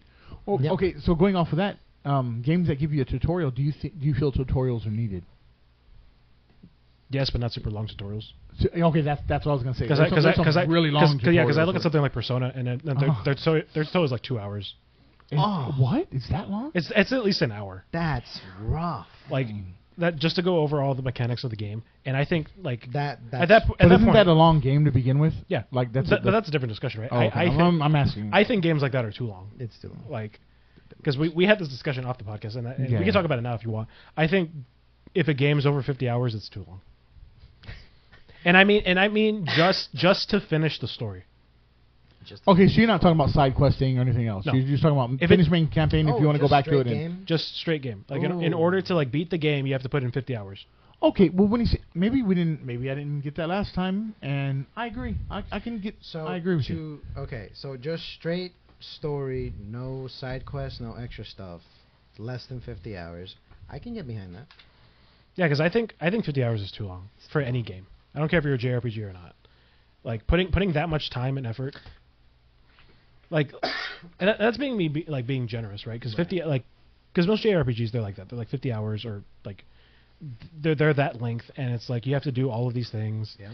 And I think another point of it being that way is like it's a lot of tedious grinding. Mm-hmm. Like I remember when Pokemon switched the EXP share to just being it to be all your Pokemon. Like everyone, including myself, was like, "Oh, that's dumb. That's a dumb decision. Why are we sharing all of our experience across all of our parties? It takes the fun out of grinding." Now I'm like, dude, why was I complaining about that? I do not care anymore. Like I go back and play some of those old games. Like, oh man, I gotta grind each and every one of my Pokemon up individually. Mm-hmm. Like that sucks. Yeah, I never played Pokemon that way. I just played it and I just level up my Usually, starter you're- 100. Yeah, you're one of those people that's just like I have my one starter, that's my one Pokemon, that's the only one I'm It's using. my best friend. Yeah, you're soloing with Soloing. your Squirtle. Hey, I have a cool pet that's my best friend that can kill things. But yeah, I'm like, I don't know. I don't like games being super long. I think Yeah. 24 hours in a game is like the perfect length. Yeah, so Persona 5, you're looking at like, this was the average off the internet. I had to pull some notes here because I don't remember everything. About 90 hours. See, geez, that is long. That's absurdly long. It says 90 to 100. 90 to 100 hours. That's still, John, that's 90 is too long. That's I know, too much. I'm just saying. Like, so, okay. What are you even doing in that game? So, yeah, It's a lot of grinding. It's a lot of just like stuff. Like, I'm just trying to see something similar. Everything else is pretty much anything from Minecraft to Grand Theft Auto, like just the campaigning, Watch Dogs, Far Cry 6, Final Fantasy 15, Spider-Man on PS4. That was the average one they took from there. God of War. They're all within the 15 to 25 hour range. that's fine. perfect. It's Yeah, fine. no, that's pretty much. Amazing. Now, granted, bigger, little bit games that take a little bit longer. Witcher, 50 hours, stuff like that. So I'm not gonna go through everything, but like, I mean, when you get down to I understand why like you like the roguelikes and stuff like that. Mhm. You're looking at like 8 to 10 hours, 5 to 12 hours. Yeah. Less Finish the time and stories. stuff like that. Yep. And of course, they all got when it's like simulation games, you're gonna be in those things forever, for years, right? Yeah. And again, there was again, one on here that I want was- to clarify. Go ahead, Like get it, I just get it. like I said, just for the base game. Like if it's over 50 hours, that's too long. Now, if you artificially make it 50 hours, like say you do the side quest and Yep. it comes out to 50 hours, then fine, whatever. Because Yeah. like at that point, you're artificially making the game Like longer. Hades, right? Yeah. What was the time on that? Oh. They said 20 to Boy. 25 hours. Oh, to just finish Just straight finish it, game. maybe. That's about right. Oh, okay. So I want to see. I was trying to gauge because I'm only playing about half these games on here, so I was just looking at the list. I have like 50 to 70 hours, and just because there's 'Cause more. I don't know if you do this, but like every time I finish a game, I'll go to howlongtobeat.com to see if I was in the range. Oh, really? To see if I was in the I've range done of. that I've done that a couple times. So like yeah, because yeah. I'm curious. Like okay, it took me like 20 hours. Is that the median? And it'd be like 20. It'd be like 22 hours. I was like, oh, I finished it earlier than most people. No, I don't do that. No, I'm not a psycho. I think it's fun. I think it's fun to like see Okay. like how long it took other people to So beat games. what I did is just to so that's the whole list, right? So I even had arcade and simulation games on there. So you're talking about anywhere from like an hour to 20 hours. So Yeah. longest one I think on that entire list was something like a Persona or like a I think they even have Breath of the Wild on there. I think it was like 50 hours or 48 hours or something like that. Breath of the Wild says 50 hours for the whole game. I don't know if about that. I don't know if that's true. Yeah, maybe I don't think maybe they mean that, is that the whole game with all the side questing? And That everything? might be because I am like 90% sure I beat that game. Can you like just for- go straight to the final boss? You can. Maybe they don't have. some Maybe they don't speedrunners have do that. the actual. Yeah, let me see because I'm pretty sure I beat Breath of the Wild. Because that's in the like- time I pulled. I also pulled God of War for 20 What- hours. Yeah, see how long to Does beat. that also count getting all the divine beasts? Yeah. Right. I'm assuming when they mean beat the game, they Like mean true They ending or whatever. probably mean for that one was probably a whole. Because I said I was trying to pull a bunch of different ones from different websites. Yeah, I usually go to. Oh no, it says main story. Yeah, 50 and a half. What the heck? I feel like maybe it did take me that long, and I just don't remember. Oh. I feel like it didn't take me that long. Oh. Okay, so I went ahead and pulled 5 different games as well, Sure. and I was like, you know what, just to get a see how crazy people who play MMOs are. Yeah, And so I was yeah, like, okay, cool. yeah. So on the light end, I was like, okay, Diablo 4, Uh-huh. and Diablo 4 to reach the end. Well, finish the campaign about 20 hours. To reach the end level, but like this is with like getting everything, getting all your characters, your Paragon. You remember the Paragon things Yep. and everything. So Yep. 150 hours to 200 hours. Yep, that seems about right. That was on the low end. New World, Amazon made New World. They had to remake it. It's coming out again. It's another MMO. Cap Sure. is 60. It's about 80 to 120 hours to get to cap, basically. To get to cap, level up, do all the main questing and everything. Final Fantasy level cap is now 90. Takes about 100 to 150 hours for all the main scenario quests, but it's an MMO, like I said. Faster if you have experience buffs and all that. That's like every other MMO, right? Well, here's the thing, right? I think MMOs, especially online MMOs, those are the only games I think you can go over 50 and it's perfectly fine because I feel like they're meant to be. Well, true, but play that long? there was a reason I was saying this is because like there was 2 left. So WoW, 20 to 30 hours for experienced players and 50 hours to reach the cap. So which is not that's on the less end of all these. That's like a regular Wow. single player game, right? Like that's lower than Persona. Okay, but then we go to Maple Story and to level 200, you have like it's like 30 hours, 10 to 30 hours. People can actually get there now in about an hour if they like have all the experience buffs and everything. Their cap is level 300 now. It's probably the highest percentage-wise caps out of every MMO out there. The time to reach 300 is with optimal leveling conditions and full experience tickets and a $5,000 frenzy totem, 3 to 5 years. So, when I say it, I think I remember you telling me how the ridiculousness of it was just like so. I get where he's coming from. I hate long games, and I understand those are MMOs. I just thought there was cool facts that I was pulling off, but yeah, for most of them, I understand. I wouldn't want to play Persona for 90 hours. I get it. That would just be like, man, can I just beat this stupid game already so I can just move on to the next game? Yeah. I totally because at that point it's a commitment. It's like I have to commit to beating this game, and I feel like I can't do anything else. I even think 30 hours is a commitment, but you're just making it on a smaller time frame. I mean, that's, I don't know, like, but here's the thing: 30 hours. Yeah. That's like a weekend. You can get through that in a weekend. Whereas like Persona, it's like that's multiple like a week. weekends or a full weekend, like constantly. I'll get you. I don't think I mind longer playtime if I enjoy the game. I get it. Right. No, I think I would still have a problem with it if I'm being real honest. Because at that point, I'm like, even if I'm enjoying a game, I'm like, it's taking a while. Like, because I've even done that with like one of my favorite games, which was Uncharted 2. I'd be like, oh, we're on chapter because they do it by chapters. Right. I'm like, all right, I'm on chapter 11. Let's see how many more chapters I got. So I just be like, oh, I got how much longer is this? Like, especially because here's the thing, even like your favorite game might have like a dud part that it just seems tedious that you might not like. That's true. Like, but that's true. But is that a issue with games, or is that just like a person? You don't like the commitment. It might be an issue with the game. Yeah. Because at that point, I'm asking because he said, what if you really enjoy it? Like if it's something that you does, like I don't know, because throughout my life, if I find something that I really enjoy, I don't mind putting 1,000 hours into it. Yeah. You know what I mean? It's just playing an instrument, playing games, working on a stupid PC, fixing a car. I don't know. It's just something. I don't mind doing it, and I love it even more if I really, really enjoy doing it. Now, if it's tedious or if it's just like, if it's a mid-game, I cannot. It's like, get through it. It's like we talked about clicking through stuff. But well, it's I look at it like from just from Pokemon, I guess. It's like once I beat the game, that's pretty much it. I'll probably restart it at some point. But like, there's people who like they beat the game and it's like, oh, I'm gonna shiny hunt for like 20 hours. Oh yeah. And hats off to all the people who shiny hunt. Would you rather know how long it takes to beat this game or not know? Like, would it put you off as it said? You know he's gonna want to know. Yeah, I would rather know. You'd rather know. You know he's gonna want. So if it took 60 hours, you would not. You would want to know ahead of time to maybe avoid it. Yeah. Oh, wow. Okay.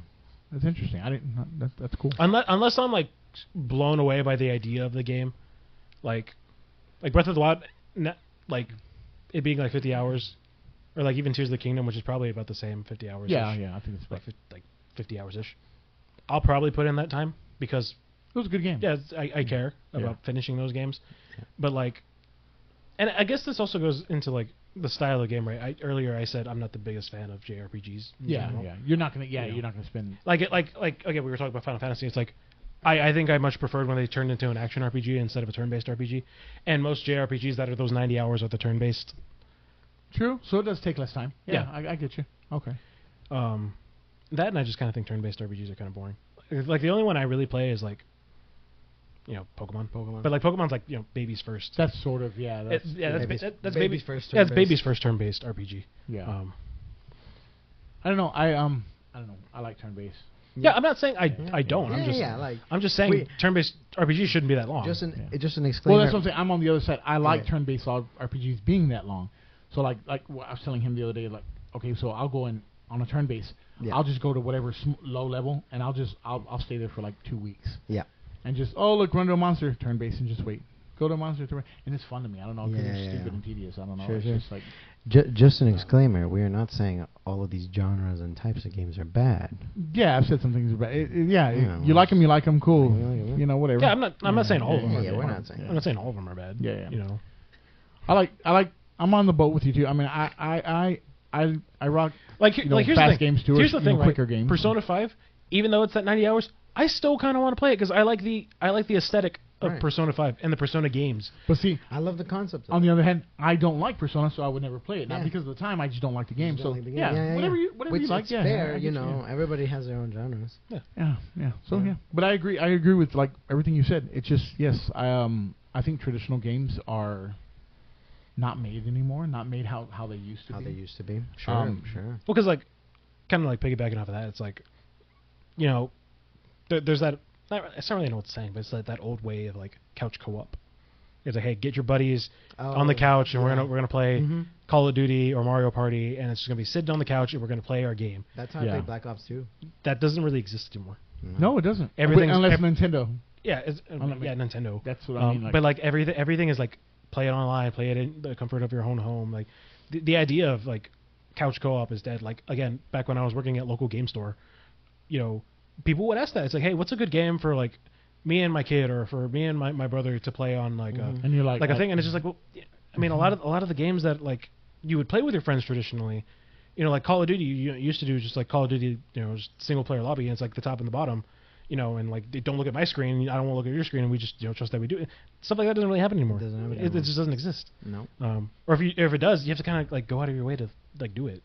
Yeah. So like stuff like that just kind of gone. Once Borderlands 4 comes out, I hope they still keep the split screen thing, because I think Borderlands 3 still had split screen. I wouldn't know. If I'm being honest. I'm pretty sure. Somebody correct me if I'm wrong in the comments, but I'm pretty sure Borderlands 3 you could still split screen and like 2-player the game, like couch co-op. Oh no, that's cool. But I get what you're saying. It doesn't really happen anymore. Yeah. What about the going off of? I was reading some more notes. Like price of games. How do you feel like? I was super amazed to find out that prices of games have not changed throughout the years. Yeah, we had a conversation the other day. I want to break the fourth wall real quick. I did talk about this with John prior to this, because I just thought it was an interesting topic to bring up, because I saw a different YouTube video about talking about it, and they swayed me, and I was able to sway John. And that I actually think game prices currently being $70 is perfectly fine, and then I think that game companies and developers, if they want to charge more, they should. I agree. Oh. I didn't used to agree, but I agree. Okay, so when because you briefly mentioned this, I forget who it was, but somebody briefly told me this, and I thought the question was, the prices of games haven't gone up over the years, and I said no, they have. And I'm saying they haven't. No, they have, like, not like in comparison. No, I'm saying like they have, because they used to be, I'm seeing their notes right now. They have technically gone up, but compared to what we had, like the prices from back then to now, yeah, of course that's a perfectly good price. Okay, so but I'm being like literal here. They have gone up. Okay, so like $20. Yeah, but like look at it. This is how I was telling. Like you got to look at it from like the inflation standpoint. Yeah. Well, yeah. Like we've been and this is another thing I was telling him. I was like, gaming being $60 is kind of the cheapest form of entertainment that you can get right now. Mm-hmm. Like it's a one-time purchase. Well, from the past 30 years. Yeah, it's a one-time purchase. 40 years. If you buy it physically, it's yours forever. You can do whatever you want with it. Like if you want to give it to somebody, you can. If you want to sell it, you can. You can do whatever you want with that physical game. Again, different conversation: physical media versus digital media. Sure. But like, the fact that you can buy a game at $60 and it pretty much stayed at that point. I mean, granted, you can get games on sale and stuff like that, but like, for the most part, it's like gaming in general hasn't really gone up. No. It's for the longest time it was stuck at $60, and it wasn't until like the current generation we're on right now with Xbox Series and PlayStation, PS5, it went up $10, and like even then only $10 for how good games look now compared to like that's pretty freaking good. That's pretty good. In like what span of 30 years? No. I think he has the stats. Well, no. So like okay, till 2024. We're looking at 2024 plus to 1990, so we're 34 years. So in the past 34 years, I just like how you put it. I'm sorry to break your thought. You put the glasses on to read the stats. Yeah, I had to. So 34 Nerd. years. So Smarty Jim. In 1990, the average price of a video game was $50. Yeah. In 1995, the average price in 5 years it went up to $60. Now it roughly stayed in that range from 1995 to 2015, but it did drop in 2000 between 2000 and 2010, a 10-year span. It did drop a little bit to almost $50. But there were still games that were being put out at $60 occasionally. So it's been essentially $60 since 1995 to 2015. Yeah. And can I just point out something real quick. I think this is mostly talking about console gaming. Because the 3DS games, I think the most expensive 3DS game you could buy is $40. Sure. So it just depends on like the portable. Yeah, like portable. Obviously taking into account portable gaming. Yeah. You know, we're not talking about indie games. We're talking about games out there like AAA games, or just games made by Sony, Microsoft, or before even Nintendo. Actually, the first 1990 to 2000 was probably mainly Nintendo and beginnings of Sony. You know, that's but so. It went 2015 to 2020, still $60. So from 2020 to 2024, it's raised $10. Yeah. So, but if I look at that, I can say it's raised $20 from 1990 to 2024. In a span of like 30. And it's 34 years. Yeah. And I look at everything else in life. I mean, gas to food to whatever, and it's been like a 400% increase. And I would expect games now to cost like $200 a piece, according to inflation. Sure. But what they did is like the inflation rates is basically in 1990 to 95 from 50 to 60. That would be like us paying $110 to $130 right now again. So it was just like a couple of little stats there. But I was on the you know, I could have swore back in the 80s, 90s I was I wasn't buying games, but my parents were buying games. I didn't start buying games for myself till about 95, 96, and I could have swore I remember. Oh yeah, the games were $30, $40. No, apparently they were not. Maybe the occasional game, but the new title coming out was probably $50, $60, and it was just like, wow, I didn't really pay attention until Ruben brought it to my attention. It was like, that's pretty awesome. Games, if they were higher now, you shouldn't be mad about it. And Ruben also brought up a good point too, as well as like. They were 60 for a long time, and when they went 70, everybody lost their mind. Yeah. And they were like, oh, my God, why? When in essence, they should be charging $80, $90 a game. I mean, they could, like you said, they can be, right? They could be. Not saying they should be. I mean, I don't want them. I would hope that they didn't raise it. Game developers and publishers keep them at that price. But that's a good price. But yeah, there's nothing wrong if they do. Right. Yeah. See, I for the life of me can't remember who mentioned this earlier. And then I said, well, no, they are getting more expensive. Because you worded it that, like, oh, games are not getting more expensive. And then me, in my sarcastic brain, being literal, was like, no, they are expensive. They raised up a few bucks. Yeah. But then when you said, it was like, yeah, that sounds like a good price. I'm like, well, that's not the question I was asked earlier. That's a completely different question. I gotcha. So I agree. Well, it's like I said. For it only being $70, and granted, $70 it really only affects Xbox and PlayStation. Yeah. Nintendo has still been adamant about $60. Granted, when the Switch 2 is released, will they go up to 70? That's up for debate. I don't know if they will because they still target towards families. Yeah. And families they got budgets. What is Nintendo right now? Basically about $59.99. 60 bucks. $59.99. For the most recent. Like I said, the only game that they came out with $70 was Tears of the Kingdom, and I'd argue that's a $70 game. It's basically more of Breath of the Wild. It's pretty good. Yeah, I'd pay $70 again. But like, in terms of like a form of entertainment, games are probably the cheapest that you can get. Yeah, and that's not even counting indie games. Because like, let's say all three of us we go to the movies today. We go get popcorn, we get a drink, whatever. Combined, all of us for like a 2-hour experience, we're probably paying a video game. Yeah, because what tickets for movies now are like $14 $12 each? to $14, yeah, each. That's like third. And by the time you buy a drink, that's up to $20, at least $6 for a drink. Now, okay, so question: are we sharing a big bucket? No, no, we're buying. I mean, I wouldn't buy popcorn anyways. I don't like popcorn. I love popcorn. If I buy popcorn, I wouldn't buy candy. I'd buy popcorn. Big old tub of popcorn. You're running $10 minimum. So so $30, $30 to $35 a piece. Or that's just me using it like an entertainment thing. But like us to like, if we wanted to go to like a nice dinner, I say nice. I say nice dinner. Let's just say we're going to Chili's, right? We're going to Chili's. We're going to Chili's. That's a nice dinner. Come on. Like you spend $20. Yeah, easily. Yeah, easily. And that's like what, an hour out of our day. Yep. When I can buy like Breath of the Wild for $60, and that's mine forever. 3 days of eating. Yeah, I mean, you just eat something cheaper for 3 days and you're good. Yeah. So like the fact that games, and again, we're not saying $60 is cheap. for some people, $60 is Yeah. A lot. Yeah. a lot. You know, people aren't in the greatest financial circumstances. Mhm. But like, again, going off of like inflation rates, the Yeah. fact that we were at $60 for so long is pretty impressive. Yeah. And And I like- don't see them really raising it too, Yeah. crazy in the next 5-10 Yeah, years. there's- You know what I mean? there's not a real It might reason. get up to like $80-$90, but that's still a really good. Well, here's the thing. That also kind of goes back raise. to what we were talking about at the beginning, where it's like there's a lot of these live service games Yeah.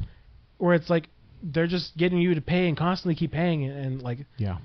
that kind of just seems like the way. What do you think? That's they're why making that's money. why they're doing the live service game. That's why they're doing. Yeah. And I guess that's what I meant. Like, is traditional gaming dead? Is like the idea of having a standalone game and just being a game, Just keeping it. Yeah. is that dead? That's kind of where I was going with like, is traditional gaming dead? Is like the idea of a game just being a game, is that gone? Now that Yeah. live service is like a thing and people want to keep. And again, that's not to say that there's not games like that. Obviously, No. in more recent years, It is sort of becoming less of the norm. yeah. Yeah. Like I would say the only people that are actually doing it are Nintendo.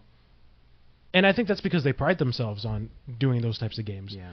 Your Marios, your Zeldas, your Kirby's, Metroid. What's a good AAA game that's come out that's like, other than Baldur's Gate? Oh, that's like standalone Yeah. like story. That hasn't had any DLC, any additions, any updates, anything Oh, like that. well, I was gonna say Ragnarok, but they came out They with came Valhalla. out with Valhalla, right? And yeah, but that was a that's- free update. That was a free update. So you, Oh, you, that's you didn't true. have to Okay, buy yeah, it. that's Like true. it was I just guess you could added. say Okay, Spider-Man that's not 2. bad. Spider-Man. Yeah, Spider-Man 2. That's right. Spider-Man 2 count. That was kind of like a, But you know, a standalone. There was Sony's- no extra stuff to it. Nothing. Oh, Well, okay. Yeah. they all got scrapped, Yeah. as we said. Well, in you the- know, like That's right, like Sony yeah. is one of those where it's like they were known for doing only story stuff, but then like that whole like Yeah. stuff happened with this year with So Okay, so a couple still. I mean, Some still are. there's still games and being then made. you know yeah, that's again not counting any indie studios I that mean- are kind of just. I mean, to doing be fair, Sony right now is in their like, hey, let's release our old games and remaster them phase. yeah. yeah. Because like they remastered Last of Us Part 1. They just did Part 2. They're Oh, they're that's bringing Horizon to PC. Horizon. Yeah. You know, they're right now they're just releasing all their old Yeah. stuff. No, currently I am boycotting any PlayStation stuff. Oh yeah, that's right. Yeah. Mm-mm. Gotcha. I'm not liking what they're doing right now. So. Yeah. Well, that's It's kind of funny. It's like, I don't like what they're doing. I was like, yeah, they just shut down the people who made Concord. yeah, they shut the company down. Well, yeah. it's like that's fine, right? But it's like. But the is other- it? I mean, like, just because when it wasn't really their fault. Like it didn't have time to fly. Yeah, yeah. But I mean, you know.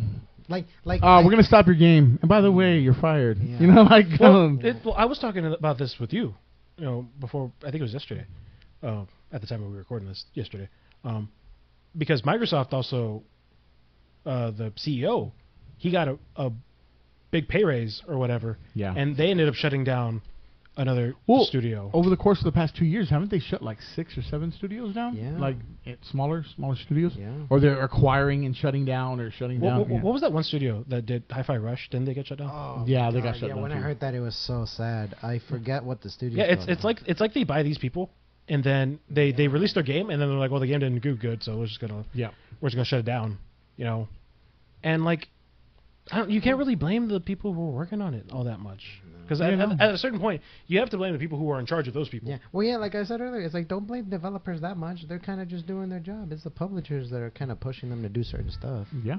Oh my god. Vic's phone keeps going off. Oh my god. What's happening? Is somebody dying? Oh my god, Oh my God. that went south real quick. Anyway, I guess I know. I'll just keep talking while he figures this stuff out. Okay. Nothing happened. Oh, okay. But says nothing happened. It goes on again. That was Cash that was App. too Cash good. App, The right? timing on that was great. Anyways. Oh god, man, what was I about to say? But yeah, it's like at a certain point, like you got to blame the people who are in charge, because like weirdly, the people in charge sometimes they'll blame the gamers. Yeah. It's like hey, you didn't support this thing enough, so we had to shut it down. And it's like, well, no, you didn't. Like, Yeah, you didn't give enough. You didn't actually ask anyone. You just said, you didn't give it enough time to and this is why, like, I know, I think it was our first episode, I was like really like pooing all over Nintendo for like their piracy stuff, but I will give them credit. where credit is due. They are the one company where they will always take 100% of the blame for anything that they did. I look at the time the Wii U failed, and Mr. Iwata, rest in peace, no longer with us. He was like, "Hey, the Wii U's not doing good. I don't want to lay anybody off. I'm going to take a pay cut. That way, I don't have to lay anybody off, and everybody gets to keep their job." You wouldn't see the Microsoft CEO do that. No. You wouldn't see the CEO of Sony. No, they shut down like 4 different divisions like, and give themselves a raise. This is your fault. Yeah, because for them that's easier. And now you can make the argument like, Nintendo's a Japanese company. I think they're more prideful on doing stuff like that. Shouldn't other people? I mean, shouldn't other companies be as well? I mean, you don't have to be a different culture to have pride in your company and your employees and respect your employees. I mean, we just. I don't know. But I think Nintendo actually prioritizes their games, and making the best games possible. Yeah. Like that like a good example, I guess. Metroid Prime 4 has been in development forever. Yeah. Like, in fact, it was in development. They completely scrapped it and then redid it. Yeah. It's been in development for years, and I think it's coming out next year. Hey, good for them. Yeah, good for them. And I'm gonna buy it. I don't know if I'm gonna play it right away, but I'm gonna buy it. Sure. Yeah. It's funny that reminds me of this MMO that I've been waiting for, Ashes of Creation. Guy started the studio, basically funded it to begin with. They're raising funding and selling keys and stuff for alphas and whatever, and people are mad at them. And it's just like he basically started the funding by himself, and you're getting to play on the game in an early alpha to help build the game, and you're mad. Like, I mean, a key was $200. Nobody told you to go buy the key. Yeah. I mean, if you can afford it, cool, and if not, oh well. Every time there's an alpha, you get to join and do whatever. But going back to what he said about the Nintendo thing, they basically had an entire combat system built. Yep. Wasn't done in any way, but they had their couple of alphas, and the players basically said, "This sucks. This is some of the worst combat we've ever seen," and he said, "Okay, hey, you're right." And they scrapped it and rebuilt it. Completely, brand new, and it was just now the combat. I mean, it's not finished yet, but it's totally. It looks better. Looks better, flows better. Looks nicer. I haven't played in any of the alphas. I will be playing the game when it comes out. With a bunch of other people, but it's just it's like talking about companies who give a crap about their people that they work with, the players. And this game's been in development for I don't know. I want to say maybe 3 to 4 years. Mm-hmm. And it's probably not going to come out for another 3 years. So, and again, I get it. I want to reiterate. It's not like Nintendo is like this clean cookie cutter company. Oh yeah, no. Again, going back to the piracy thing, they are the worst when it comes to like, hey, don't touch our IP, don't do anything with our IP. That's ours. You can't have it. We're gonna sue you. Like, yeah. And again, they have the right to do that. Yeah, but that's fine. It's kind of dumb and kind of not cool. Strongest enemies in anime are Japanese copyright. Don't they even have an issue with people like holding Smash tournaments? They did. They did for a while. Yeah, for a little. I don't know if they still do. But like another. I remember that was an issue. And there's also a thing like they're kind of stuck in like their weird ways. Like I remember when I think it was Paper Mario and the Origami King came out.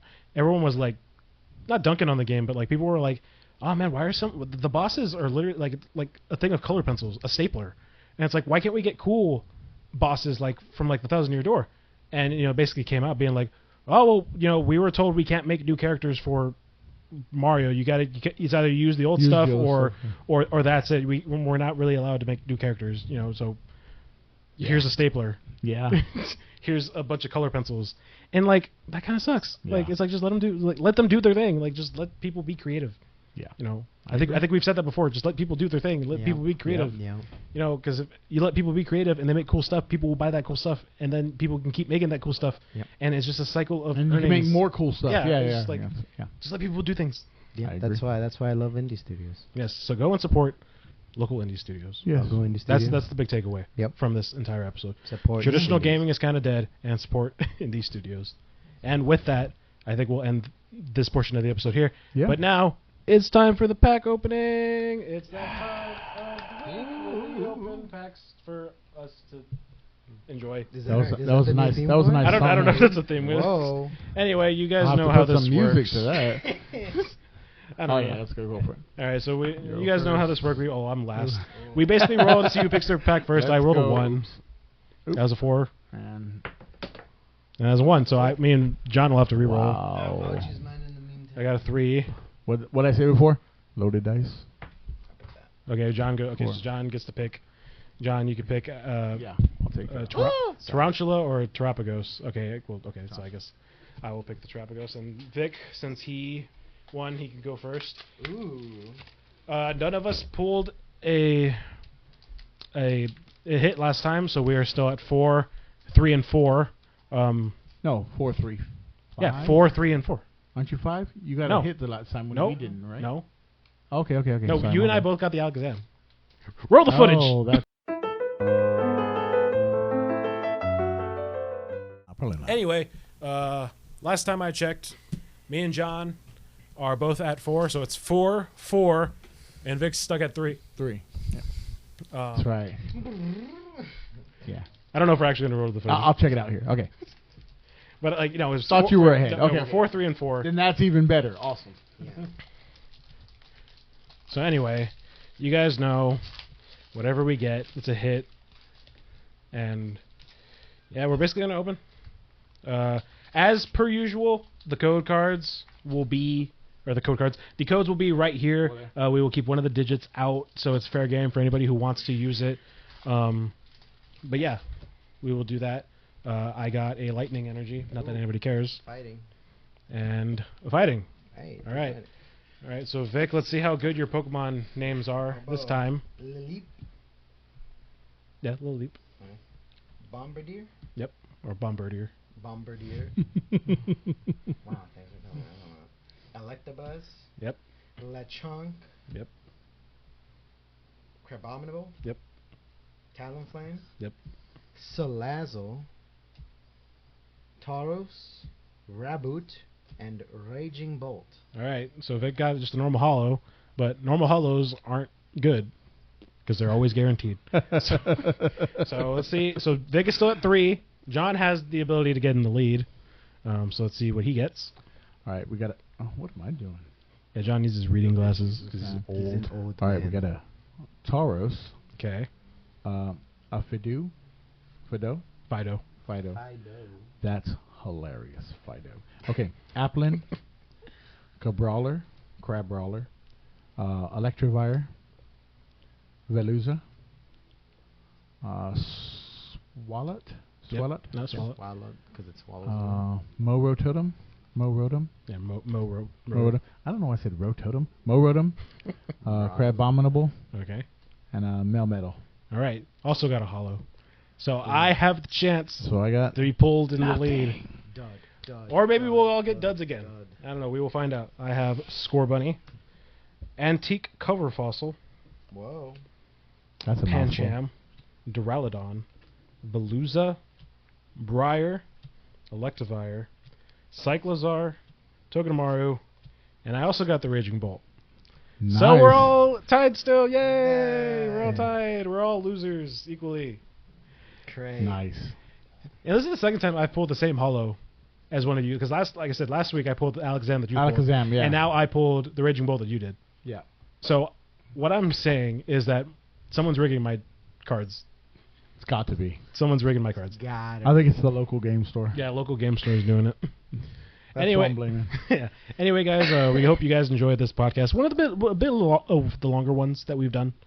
But obviously we had a pretty decent conversation about is traditional gaming dead? I don't know what the title will be, but I'm sure it'll be clickbaity as all heck. Yep. But anyway, we just wanted to Way thank to you do it. guys for watching and listening and taking your time out of your day to enjoy our podcast because time is precious and you don't have to.